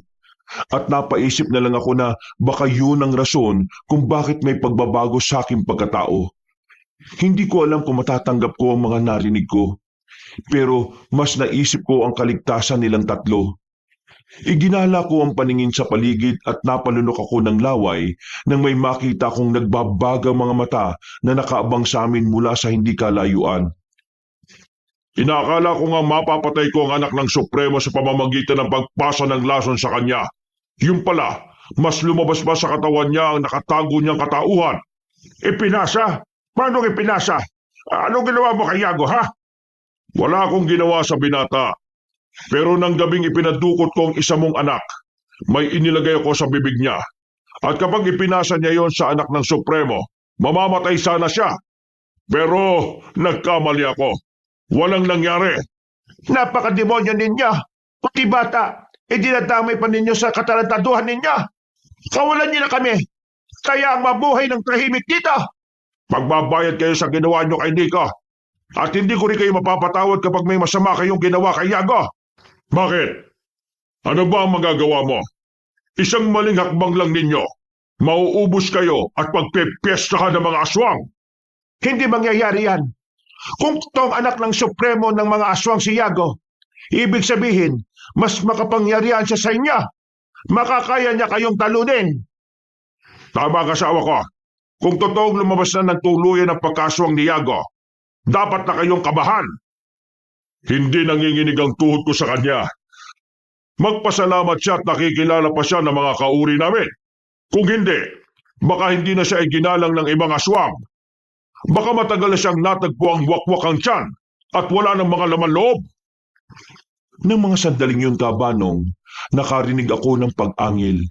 Sinipat ko ang mga aswang na kasama ni Pinunong Emiliano at inalam kung sino ang umaangil. Napakunotno pa ako nang hindi ko nalaman kung sino ang umaangil. Igagala ko na sana ang paningin ko sa ibang dako, pero muli kong narinig yun at napagtanto ko kung sino ang gumagawa nun. Si Nico. Nico, ano nangyayari sa iyo, anak? Bakit ka umaangil? Paano? Itay, hindi ko po maintindihan ang sarili ko. Parang hindi ko po makontrol. Gusto kung ano man yan, anak, pigilan mo. Huwag mong hayaan na manalo ang halimaw na nasa loob mo. Napakahayop mo, Emiliano. Pakawalan mo ako. Maglaban tayong dalawa. Tapusin natin kung anong nasimulan natin dati. Saka na. Sa ngayon, kailangan ko munang patayin ang anak ng Supremo. Sabihin niyo sa akin kung nasaan siya. Nasa rito. Umalis siya nang malaman niyang nandito kayo. Hindi ako naniniwala sa iyo, Waldo. Ngayon, bata, bilang pinuno mo, inuutosan kitang hanapin mo ang anak ng Supremo at patayin para sa akin. Nico, huwag mo pakikinggan ang aswang na ito. Hindi ka isang aswang. Tandaan mo, hindi ka katulad nila. Huwag mong sundin ang utos niya. Iginala ni Nico ang paningin niya. Lumakas na rin ang kabog ng dibdib ko. Dahil alam kong nagiging katulad ko na rin siya. Agad na pumasok sa isip ko na baka yun ang epekto ng pagiging daan niya para lasunin ako. Dahil doon, inihanda ko ang sarili ko sa kung anumang gagawin niya. Subalit nang mapalingon siya kay Pinunong Emiliano, muli siyang napaangil. Ilang beses pa siyang inutusan ng aswang, ngunit sa halip na sundin ang utos nito, siya pa mismong inatake ni Nico. Nagpumigla si nanay at tatay sa mga aswang pero nagawa silang pigilan ng mga yon. Hayop kang bata ka! Kalaban ka sa akin? Ano akala mo? Matatalo mo ako ng basta-basta? Hindi ako papayag na patiin niyo si Kuya Yago. Ipagtatanggol ko siya. Isa kang hangal, bata! Dinadala mo lang ang sarili mo sa hukay. Sige, saktan mo ang anak ko. Titiyakin ko sa iyong mas mauuna kang mamatay kaysa sa mga kasama mo. Magiging walang silbi ang pinaghirapan pa. At bakit? Anong gagawin mo? Papatayin mo ako? Hindi mo nga nagawa nung una, hindi ba? Ngayon pa kaya? Dahil sa ginawa ni Nico, mas naging agresibo si Pinunong Emiliano. Nang mapansin kong medyo alanganin na ang nakababata kong kapatid, lumabas na ako sa pinagtataguan ko at agad na umatake sa kanya. Napasigaw pa ako nang biglang ibinalibag ng Pinunong Aswang ang kapatid ko. Pagkalapit ko kay Pinunong Emiliano, kasi pagpambuno kagad ako sa kanya. Kung ganon, ikaw palang anak-anakan ni Waldo. Ikaw ang anak ng Supremo namin na itinakas ni Anak Preto. Nagkita na rin tayo sa wakas. At ikaw palang Emiliano na tinutukoy nilang traidor. Kahit na anong gawin mo, hindi ka magiging Supremo ng mga aswang. At bakit? Pipigilan mo ako? Anak ka lang ng Supremo, pero hindi ka magiging katulad niya. Oo, nire-respeto ka ng ibang aswang, pero hindi lahat. Wala akong pakialam sa inyo. Hindi ako magiging katulad nyo. Kahit na ikaw pa ang maging Supremo, wala akong pakialam. Lubayan na ninyo kami. Mangyayari lang yan kapag patay ka na. Ang presensya mo pumipigil sa akin para maging Supremo. Pwes, gawin mo kung anong gusto mo. Pero poprotektahan ko mga magulang at kapatid ko. Umangil si Pinunong Emiliano at mas naging agresibo. Naglaban kaming dalawa ng mano-mano at nagawa kong sabayan ang kada galaw niya. Nasa ganoong kalagayan kaming dalawa nang marinig ko ang pagsigaw ni nanay at tatay. Saglit kong ibinaling ang pansin ko sa kanila at nakita kong nakawala na sila sa mga aswang. Inatake sila ng mga yon, kaya nanlaban sila nanay. Mauubos kayong lahat sa gabing ito. Isang gabi ng pag-atake, pero doble ang pagiganting gagawin ko. Mangyayari lang yan kapag matatalo mo ako. Pero sa lagay nating ito, nakikita ko mukhang nahihirapan ka. Diyan ka nagkakamali. Marami pang mga aswang na nakapwesto sa paligid. At isang utos ko lang sa kanila. Aatake sila sa inyo na parang mga buitre. Ikaw yata nagkakamali, Pinunong Emiliano. Tingnan mo mga kasamaan mo, oh. Isa-isa nang nalalagas. Ha? Anong nangyayari? Sino ang... Hindi. Si Anak Preto. Ang walang iyang albularyong aswang. Napangisi na lang ako nang makita kong nakikipaglaban ng ibang mga kasama ni Pinunong Emiliano sa aswang na kumausap sa amin. Dahil napansin kong parang nawala sa focus niya ang Pinunong Aswang, buong lakas ko siyang itinulak. Papangon pa sana siya, pero bago pa man niya magawa yon, nilundagan na siya ni Nico. Habang nakatingin sa nakababata kong kapatid, nakaramdam ako ng pagkabahala. Minabuti kong tulungan siya at nilabanan namin pareho si Pinunong Emiliano. Kahit buong pamilya pa kayo magtulong-tulong, hindi niyo ako makakaya. Diyan ka nagkakamali. Kahit ako lang, makakaya kitang talunin eh. Pinuno ka lang. At kagaya ng sabi mo, anak ako ng Supremo. At bakit? Meron ka na bang napatunayan, binata? Kailangan pa ba yun? Sige kuya, gusto niya ng patunay na malakas ka eh. Hayaan na lang kitang labanan siya. Alam ko naman na makakaya mo siyang talunin. Kung yan ang gusto ninyo, sige, mas mabuti pa nga. Pero kapag natapos na kita, sisiguraduhin kong walang matitirang buhay sa inyo. Nanginig ang mga kalamnan ko dahil sa sinabi ni Pinunong Emiliano. Alam kong seryoso siya sa sinabi niya, kaya nakiramdam ako sa susunod niyang gagawin. Bagyang umatras si Nico para magagawa kong labanan ng mag-isa ang Pinunong Aswang. Napangisi pa siya sa akin. At nang makita kong gumalaw siya, agad ko siyang sinugod. Nakipagbuno kami sa isa't isa at kahit na alam kong mas maabilidad siya, sumabay na lang ako sa galaw ng kanyang katawan. Ano? Hanggang dyan na lang ba ang kaya mo? Kailan mo ipapakita sa akin ang buong lakas mo? Kapag nasa panganib na mga bahal mo sa buhay? Hindi ko kailangan ipakita ang buong lakas ko. Tingnan mo ang sarili mo. Kahit na sinasabayan ko lang ang kilos mo para kontrolin ka, mukhang nahihirapan ka na eh. Pwe! Kung nakita mo lang sana kung paano ko pinatay ang totoo mong tatay, siguradong magkakaroon ka ng determinasyon na bigyan ako ng magandang laban. Hindi ko na kailangan makita ang pangyayaring yun. Kahit na siya pa ang ama ko, alam kong mas mahal pa rin ako ng kinalakihan ko mga magulang. Isa pa, hindi ako katulad ninyo. Kahit na baliktarin man natin ang mundo, isa ka sa amin. Nabuhay ka bilang aswang at mamamatay ka ring aswang. Dahil sa galit, hindi ko napigilan ang sarili kong umangil kabanong. Mas naging agresibo na rin ako. At nandilat ang mga mata ni Pinunong Emiliano dahil sa gulat. Maging ako'y namanghari nang magawa ko siyang ibalibag. Tumilapon siya at agad napatayo. Alam ko na nagalit siya ng gusto dahil sa ginawa ko. Kaya naganda ako sa muli niyang pag-atake sa akin.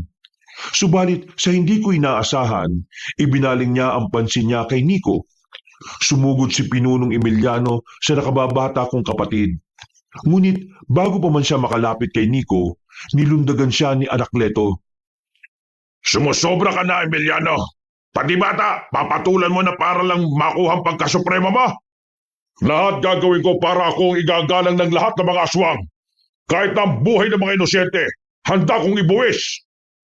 Talagang ang napakamakasarili ka. Hindi ka nararapat na tawaging supremo. Kung may papalit man sa pwesto ng dating supremo, walang iba, kundi ang anak niya. Walang kapasidad ang batang yan para pamunuan tayong lahat. Ni hindi niya nga tanggap ang totoo niyang pagkatao. Hindi mo siya mapipilit. Ang alam niya, lahat ng mga aswang katulad mo, mga walang awa, puro kahayukan sa sariwang karne ng tao. Hindi mo ako masisisi kung bakit mabagsik ako at mas pinili kong kumain ng karne ng tao. Diyan ako kumukuha ng lakas ko. Nagpatuloy ang pakikipaglaban ni Anakleto kay Pinunong Emiliano. Walang ano-ano, napaungol siya. At nang sipatin kong mabuti, nakita kong sinusubukan ng Pinunong Aswang na dukutin ang laman loob niya. Nabahala ko para sa albularyong aswang, kaya sumugod na rin ako kay Pinunong Emiliano saka pinigilan siya. Umatake rin sa kanya si Nico, kaya kinuyog namin ang nasabing aswang. Tingnan na lang natin kung ano magagawa mo. Ubus na ang mga tauhan mo at mag-isa ka na lang. Gaya nga ng sabi ko, kahit ilan pa kayo, magagawa ko kayong labanan. Sige ka Anakleto, kung talagang kaya niya tayong labanan, labanan natin siya ng sabay. Kailangan mawala ng salot na katulad niya rito. Tama ka, Yago. Sige na, tapusin na natin ang labang ito para wala na maging sakit ng ulo ng mga tao. Nakakatawa kayo. Mga may hina. Gusto talaga ninyo ng seryosong laban? Pwes, magbibigyan ko kayo. Napaangil ang Pinunong Aswang habang patuloy namin siyang pinagtutulungang labanan. Nakita kong may pagbabago sa kanyang anyo. Mas naging matipuno ang katawan niya at mas nagbaga ang kanyang mga mata. Napansin ko ring nag-iba yung lakas niya. Pero nahirapan siya sa aming tatlo. Nasa kalagitnaan kami ng pakikipaglaban nang tinawag ako ni tatay. Napalingon ako sa kanya at nang pinapakuha niya sa akin ang hawak niyang itak, tumakbo na ako para lumapit sa kanya. Etong gamitin mo. Tangin mo siya sa likuran at itarak mo na rin sa puso niya. Gamit pa ito ng lolo mo. At sigurado ako na ito ang magiging katapusan ng aswang na yan. Sige po, Tay. Maraming salamat po. Gagamitin ko ito para mawala ng salot dito sa lugar natin. Sige na. Mukhang kailangan ka na ni na Anakleto. Baka makawala pa yung demonyo kalaban nila. Mag-iingat kayo. Sige po, Tay. Noon din, tumakbo ko pabalik sa kanila. Nang makita nila akong may hawak na itak, agad silang napatras para bigyan daan ako sa pagtaga kay Pinunong Emiliano. Saktong pagkalapit ko sa kanila, agad ko silang inundayan ng pagtaga. Subalit dahil maliksi siya, nagawa niyang ilaga ng halos lahat ng pag-atake ko. Ganun pa man, may mga sugat din siyang natamo dahil sa pagdaplis ng itak ko sa kanya. Konting bilis pa, binata. Pero alam kong hindi mo naman ako mapupuruan eh. Puro ka dada, Emiliano. Sa bagay, simula pa lang nung unang-una kang naging pinuno, puro ka lang naman utos eh. Umaasa ka lang din sa mga alagad mo.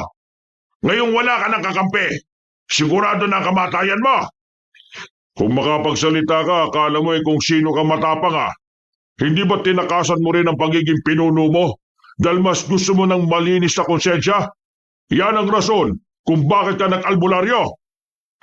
Habang nakay Anakleto ang atensyon ni Pinunong Emiliano, humakbang ako patungo sa gilid niya. Bumwelo ko at buong lakas sa tinaga sa bandang likuran ang pinuno ng mga aswang. Napaungol siya at nang akmang susugurin na sana niya ako, sinunggaban siya ni Anakleto, saka sinigurong hindi siya makakapiglas. Sige na, Iago. Itarak mo na ang matulis na dulo niyang itak mo sa dibdib ng aswang na ito. Isentro mo sa puso niya para matuluyan na siya. Pakawalan mo ako, Anakleto. Lumabang kayo ng patas. Lumalaban kami ng patas. At kahit na hindi patas sa pakikipaglaban namin sa iyo, wala kaming pakialam doon. Ang gusto lang namin, mapas lang kayo mga salot. Hala, Iago, itarak mo na ang itak mo sa dibdib niya. Sige po, Anakleto. Gagawin ko na po yan. Teka, anak, ako nang papatay sa kanya. Kapalpakan ko dati ang naging rason kung bakit nabuhay pa siya. At ngayon, hindi ko na siya bibigyan pa ng pagkakataon. Mas nagpumigla si Pinunong Emiliano. Napatawa pa siya habang nakatitig ng mabalasik kay Tatay Waldo.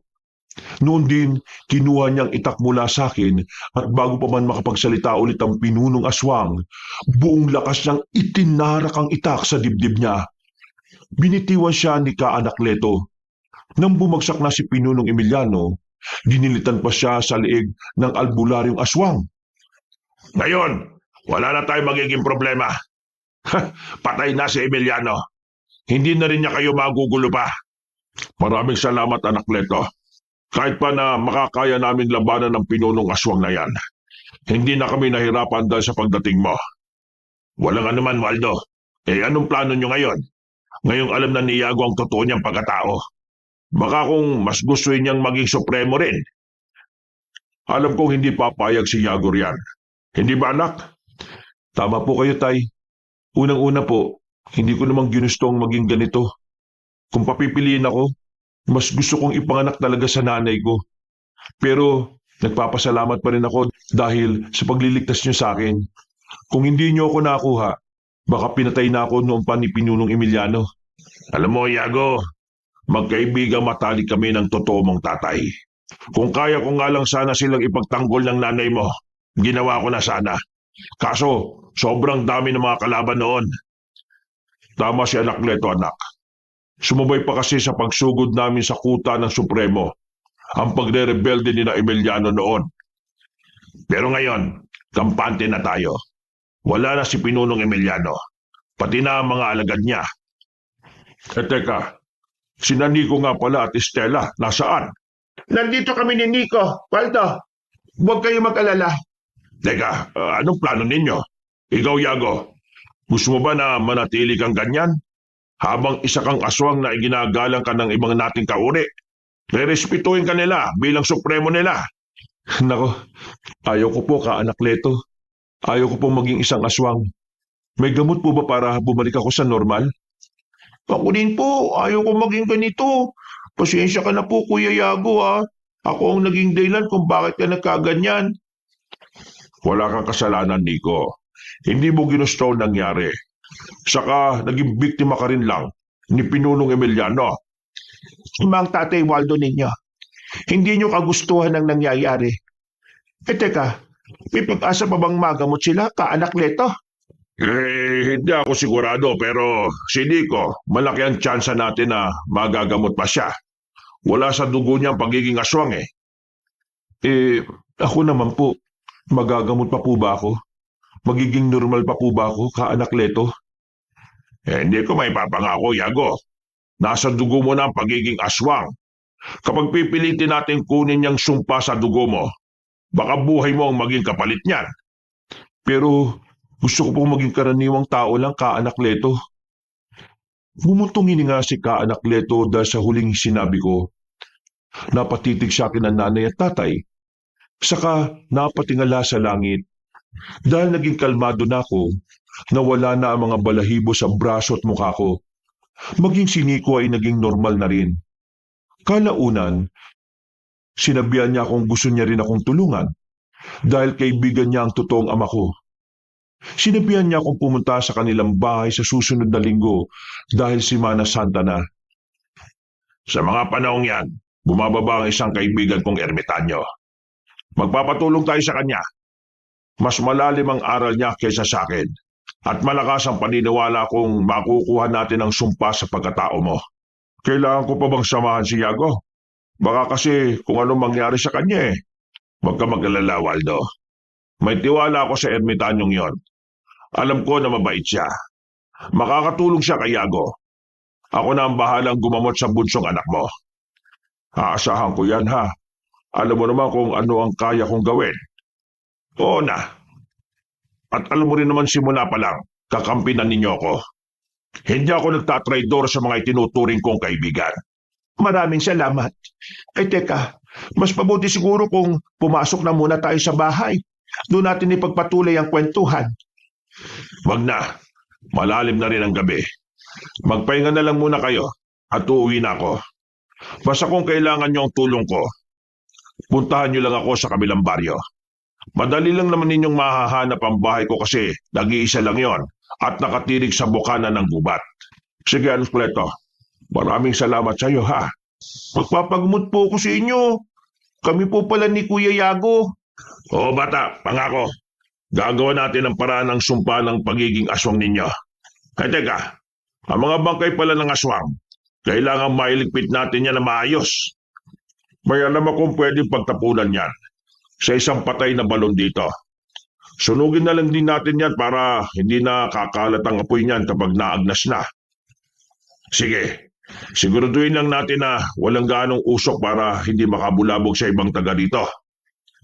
Tutulong na lang po ako sa inyo para mas mabilis mong matapos ang pagliligpit sa mga bangkay nila. Mas mabuti pa nga anak. Tara na.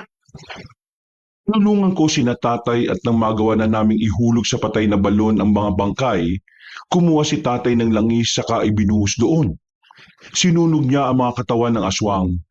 At nang medyo natupok, tinambakan namin yun ng lupa. Kalaunan, nagpaalam na sa amin si Kaanak Leto. Sinigurado namin ni tatay na hindi sisingaw ang mga nakalibing doon bago kami umuwi sa bahay. Pagpapasok namin, Hindi ko inaasahan na ganito ang mangyayari. Parang kailan lang tahimik tayong namumuhay dito. Oo nga eh. Pero ang mahalaga ngayon, wala na si Pinunong Emiliano. Dati pa, malakas ang kutob kong masusundan niya tayo. Maswerte lang talaga tayo at hindi tayo pinabayaan ni Yago. Oo nga eh. Kaya maraming salamat sa inyo mga anak. Kahit na munti ka na kayong mapahamak, hindi pa rin kayo sumuko at tinalo nyo pa rin ang mga aswang na yon. Ngayong alam mo na ang pagkatao mo, Yago. Anong plano mo ngayon? Aalis ka ba para puntahan ng iba mong kauri? Hindi po tay. Gusto ko nga pong gumaling, hindi po ba? Basta, gusto ko manatili sa piling ninyo ni nanay. Sa pag-aalbularyo, anong plano mo? Pagpapatuloy ko po yan. Nasimulan ko na eh. Subukan ko na ring humingi ng tulong kay Kaanak Leto. Alam ko naman po na hindi niya ako matatanggihan eh. Sana po gumaling na kami ni Kuya. Para naman po bumalik na sa normal ang buhay namin. Huwag ka mag-alala, Nico. Gagaling tayong dalawa. Tibayan mo lang ang loob mo at magtiwala tayo kay Kaanak Leto. Dahil sa matinding pagod na naramdaman namin, 2 araw kaming nagpahinga. Mabuti na nga lang at wala na mga nilalang na umatake sa amin. Makalipas ang ilang araw, nagpasya kaming pumunta kay Kaanak Leto. Pagdating namin doon, walang tao sa kanyang bahay. Bunsod nun, minabuti naming 4 na maghintay na lang muna. Dahil sa kagustuhan naming makapagpagamot, hinintay namin siya hanggang sa tuluyan ng dumilim ang paligid. Nasaan na kaya si Kaanak Leto? Talaga bang ito ang bahay niya? Baka naman niloloko lang tayo nun ah.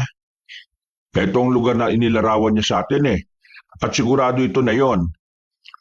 Mukha namang desidido siyang tulungan niya si Yago. Sige lang, maghintay na muna tayo ng konti pa. Baka may pinuntahan lang yon. Oo nga po, kung albularyo siya, marami siyang obligasyon. Baka pumunta lang siya sa kabilang baryo para manggamot. Albularyo ka rin naman, Yago ah. Baguhan pa nga lang. Mas madaragdagan pa ang kaalaman ng anak natin. Mahaba pang magiging buhay niya. At alam kong marami rin siyang matutulungan. Oo nga po, at kapag lumaki na ako magiging alalay ni Kuya Yago. Maganda na isip mo, Nico. Para naman kahit papano, hindi na ako mahirapan. Nasa kalagitnaan kami ng aming pagkukwentuhan na makarinig kami ng kaluskos sa paligid. Kinutuban na ako ng hindi maganda, kaya sinabi ko yung kinatatay. Nabahala rin si nanay dahil baka raw napasok kami sa pain na inihanda ni Kaanak Leto para mahuli kaming lahat. Walang ano-ano, nakarinig kami ng pag-ungol sa bandang likuran ng bahay ng albularyong aswang. Sandali, titingnan ko muna sa likod bahay. Baka si Anak Leto na yon. Samahan ko na po kayo, tay. Wag. Baka nagkukunwari lang yan. Tapos, isa pala siyang kalaban. Kailangan muna nating masiguro na si Kaanak Leto talaga yan. O sige, ganito. Mamatyagan muna namin ang gumagawa ng ingay na yan. Tara na, Yago. Sige po, tay.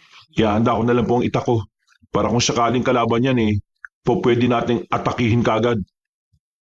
Mag-iingat kayong dalawa ha. Huwag kayong padalos-dalos sa mga kilos ninyo. Baka hindi lang iisa ang nandyan. Oo na, Estela. Huwag ka mag-alala. Alam namin kung ano ang gagawin. Maingat kaming naglakad ni tatay hanggang sa makarating kami sa likod bahay ni Kaanak Leto. Nang naroon na kami, may naaninag akong hubog ng tao sa hindi kalayuan. Nakahandusay siya sa lupa, kaya hindi na muna kami gumalaw ni tatay. Minatyagan namin yun hanggang sa mapagtanto namin na si Kaanak Leto nga ang nakahandusay na yun. Mabilis namin siyang nilapitan ni Tatay Waldo at nabahala kami nang makita siyang puno ng sugat ang buo niyang katawan at naliligo sa dugo.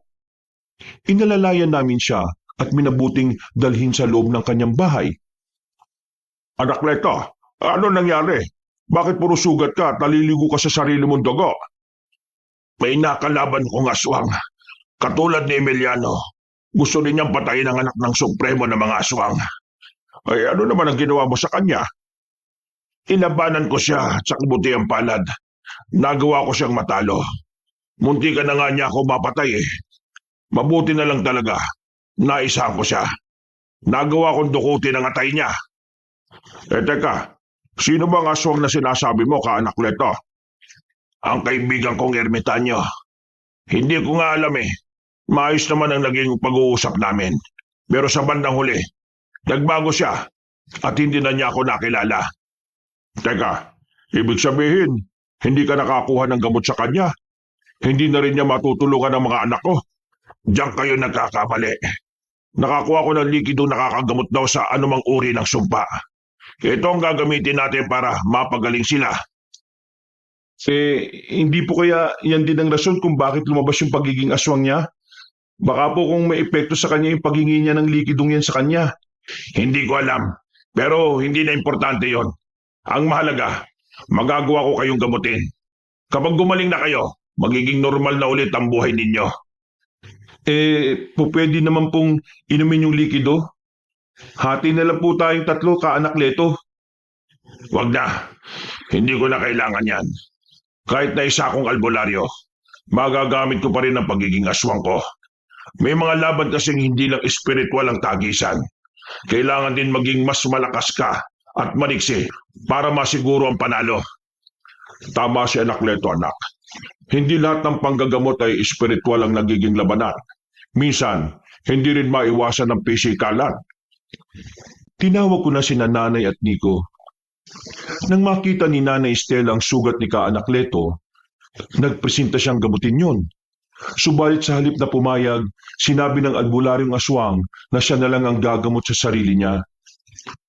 Sinabi rin niyang bukas na lang niya kami sisimulang gamutin at kinailangan niya munang magpahinga. Kung ganon, uuwi na lang muna kami, Anakleto. Oo nga, Anakleto. Kailangan makapagpahinga ka na maayos. Marami ang natamo mong sugat at ang ilan sa mga yan malalalim pa. Mas makabubuti sa inyo kung dito na kayo matulog. Bukas, pagkagising natin, sisimulan kaagad natin gamutin ang bunsong anak ninyo. Mas madali kasi siyang gamutin. Sigurado ka ba, Anakleto? Oo naman. Sige na. Kayo na lang ang kumuha ng banig sa kanong mga unan. Medyo hirap pa akong gumalaw eh. Ako na lang po ang kukuha, Anakleto. Mas mabuti pa nga, Iago.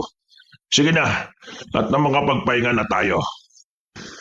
Nang makakuha na ako ng banig, inilatag ko yon sa sahig. Nagkanya-kanya na kaming pwesto noon hanggang sa makatulog kami. Kinabukasan, maaga akong nagising. At namangha nang makitang halos naghilom na ang lahat ng sugat ni Anakleto. Hindi ko na siya nagawang tanungin dahil alam kong hindi naman niya ako sasagutin. Nang magising si Nico, agad siyang ginamot ng albularyo. Sa kabutihang palad, makalipas lang ang ilang minuto, may kung anong malapot na bagay siyang nailuwa. Ngayon, wala na ang sumpa ng pagiging aswang sa'yo. Mabuti na lang at nagawa nating mailabas yun kaagad. Kung hindi, baka naging ibon pa yan sa loob mo. At kukontrolin ka niya katulad ng mga nayanggaw na aswang. Ibig sabihin po, magaling na talaga ako? Oo, magaling ka na. Maraming salamat, Anakleto. Hindi lang ako ang natulungan mo, pati na rin ang mga anak ko. Paano po si Kuya? Ganon din po bang proseso sa kanya? Nagmula siya sa lahi ng mga aswang. At kailangan natin ng mas mataas na uri ng ritual. Bigyan niyo ako ng 3 araw at tuluyan na rin siyang gagaling. Maraming salamat, Anakleto. Hindi namin alam kung ano ang gagawin namin kung wala ka. Baka nga kung tuluyan na silang ilamunin ang pagiging aswang eh. Nakahanda akong tumulong sa inyo sa anumang oras. Matalik kong kaibigan ng totoong tatay ni Iago. Hindi ko pababayaan ang anak ng kaibigan ko. Nag-usap pa kami at nagkasundong may iwan muna ako sa bahay ni Anakleto.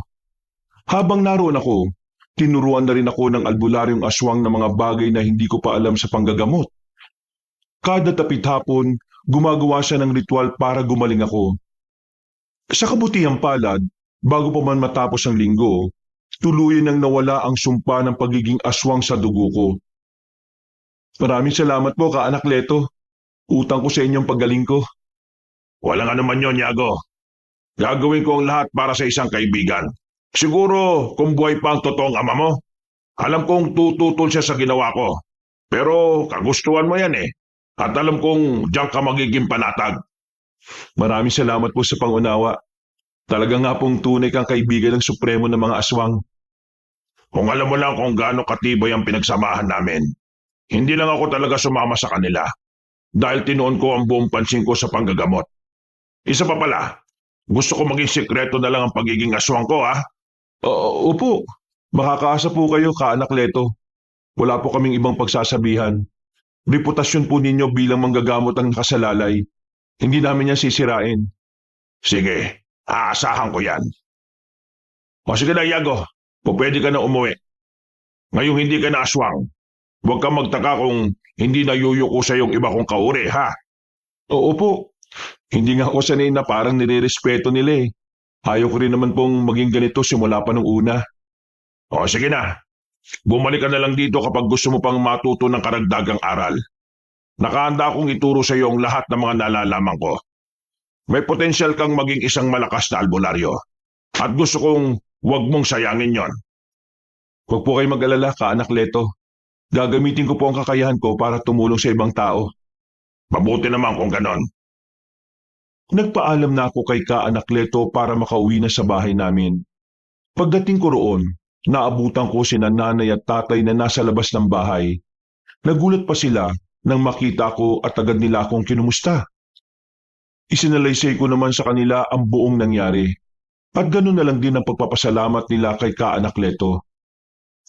Mabuti na lang talaga at mahusay ang albularyong yon. Nagawa niya kayong gamutin ni Nico nang walang kahirap-hirap. Oo nga, kahit na munti ka nang malagay sa peligro ang buhay niya hindi pa rin yun naging alintana sa kanya. Oo nga ho, kaya nung alokin niya ako na maging mag-aral niya, hindi na po ako tumanggip Alam ko po na marami ako matututunan sa kanya. Mabuti naman kung ganon, anak. Basta, huwag ka lang papayag na maging aswang ulit, ha?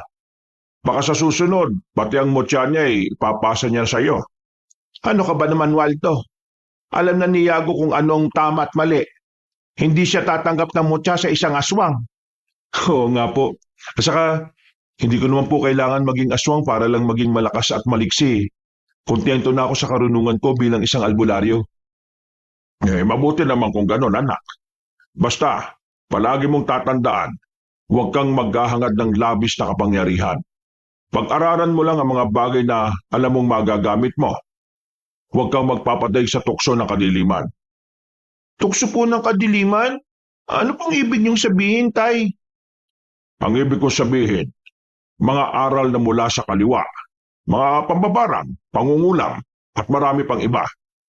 Marami kasi dyan na gumagawa ng itim na mahika para lang sa pera. Huwag po kayo mag-alala, Tay. Hindi po ako ganon. Alam ko po kung ano ang totoong misyon ko, ang tumulong sa kapwa. Napangiti na lang sa akin si Tatay Kabanong. Nagpatuloy ang pagkukwentuhan namin habang sa tuluyan ng dumilim ang paligid. Dahil nakapagluto na rin si Nanay ng magiging hapunan namin, nagpasya na kaming apat na kumain na lamang para makapagpahinga. Nung gabing yon, panatag akong nahiga sa tabi ni Nico. Alam ko na hindi na mangyayari ulit ang naging karanasan namin. Alam ko rin na hindi na rin ako hahabulin ng iba pang mga nilalang dahil nalinis na ang pagkatao ko mula sa sumpa ng pagiging aswang. Kinabukasan, Anak, tulungan niyo ako. Papalitan natin ang lumang bakod natin ng mas mataas. Kailangang hindi tayo madaling mapasok ng mga aswang Sige po, Tay. Mas mabuti pa nga. Sira-sira na rin po kasi yung bakod natin May aswang pa bang susugod sa atin? Mukhang wala na rin namang palatandaan na may umaaligid sa bahay natin Hindi katulad dati na kapag sumasapit ang dilim, may kung ano-anong ibon ng paruot parito. Kailangan pa rin natin makasiguro, Estela. Traitor kung gumalaw ang mga aswang at may kakayahan silang mas higit kaysa sa mga tao. Kailangan natin sila mapagandaan. Kung nga po, Nay, saka ayoko na pong mangyari ulit sa akin yun. Pati pa nga po si Kuya napahamak nang dahil sa pagdukot sa akin. Kaya kailangan maging handa tayo sa lahat ng oras. Halos 2 araw rin namin ginawa ang paglalagay ng bakod sa paligid ng bahay. Nang matapos na kami, mas naging panatag kami na hindi na kami mapapasok pa ng mga aswang. Isang gabi, nasa kahimbingan na ako ng pagtulog nang may marinig akong boses sa labas ng bahay. Napaisip ako kung sino yun. Pero nang maalala ko si Kaanak Leto, agad akong lumabas para puntahan siya. Oh, Kaanak Leto, ano po bang kailangan niyo't naparito kayo? Nandito ako para ibigay sa iyo ang lahat ng mga libreta ko. Alam kong makakatulong ito sa iyo at sa pagiging albularyo mo. Maraming salamat po. Pero paano naman po kayo? Anong gagamitin niyo? Napagdesisyonan kong tumigil na sa panggagamot. Pero kung gusto mong matuto mula sa akin, bukas pa naman ang tahanan ko.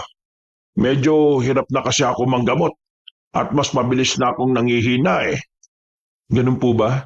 Sige po, salamat po sa mga libretang to. Basta po, pupunta ako sa bahay ninyo para magpaturo. Sige lang, hihintayin kita, Yago. May mga aral pa kasi akong wala sa mga libretang yan. Yun ang mga gusto kong ibahagi sa iyo. Sige po, maraming salamat talaga. Nang makalis na si Ka Anakleto, nakaramdam ako ng kakaiba sa kanya. Parang nangihina nga siya at maging ang paglalakad niya ay medyo bumagal. Nang nawala na siya sa paningin ko, bumalik ako sa loob ng bahay na dala ang mga libretang ibinigay niya. Hindi ko na nagawa pang buklatin yon at dahil sa antok, muli akong nakatulog. Kinabukasan, ikinuwento ko ang nangyari kina tatay at pinagsabihan akong itago ng mabuti ang mga libreto. Makalipas ang ilang araw, naisipan namin ni Nico na pumunta sa bahay ng albularyong aswang. Pagdating namin doon, Mukhang wala pong tao dito sa bahay ni Ka Anakleto ah. oo nga, saan kaya siya nagpunta? Ang sabi niya sa akin, hihintayin niya ako rito eh. Baka naman po may ibang lugar na pinuntahan kuya. Baka importante yun. Baka nga. O sige lang, sa susunod na araw na lang tayo uli bumalik. Baka nandito na siya sa Makalawa. Sige po, mas mabuti pa nga kuya. Sayang naman ang oras kung hihintayin natin siya ng buong maghapon dito. Isang gabi, bumisita siya sa amin at may kasama siyang isang batang babae. Nalaman naming apo pala niya yun. At ang batang yun ang rason kung bakit mas pinili niyang iwan ang pagiging albularyo sa kapagiging aswang. Ikinuwento rin niya kung paano niya napigilan ng sarili na kumain ng sariwang karne ng tao at ibaling ang atensyon niya sa mga hayop. Nalaman kong yun ang rason ng panghihina niya. Pero hindi naman daw niya pinagsisihan yon na pinili niya ang pamilya kaysa sa pagiging aswang niya. Napangiti pa siya dahil doon. Napangiti pa siya dahil ayon sa kanya, magkatulad kami ng naging desisyon sa buhay. Mga kabangers, mga kayanggaw, si Kabanong po. Maraming salamat po ulit sa inyong pagsubaybay dito sa magandang kwento po natin. Kung nagustuhan niyo po, huwag niyo pong kalimutang mag-subscribe kung hindi pa kayo nakaka-subscribe. Pindutin niyo na rin po ang like button para makatulong naman po sa ating channel. Kung medyo nabitin po kayo, dalawin niyo rin po yung ating dalawa pang channel, ang Pamela Clamil na channel kung saan nagnanarate po ako bilang si Lolo Pael at ako rin po bilang Kabanong. At ang bagong-bagong channel rin natin na Kabanong version 2.0 kung saan meron pong moving images na doon. Kaya meron na po kayo napapanood doon habang pinakikinggan nyo pa rin ang magandang narration natin na meron na pong music and effects. O di ba mas pinaganda? Yun po'y para sa inyo mga kabangers. Kaya sana po'y huwag nyo pong kalimutan na mag-subscribe sa channel na yon para makasama kayo sa first 100,000 subscribers ng channel na yon. Hanggang sa susunod na kwento, wakas!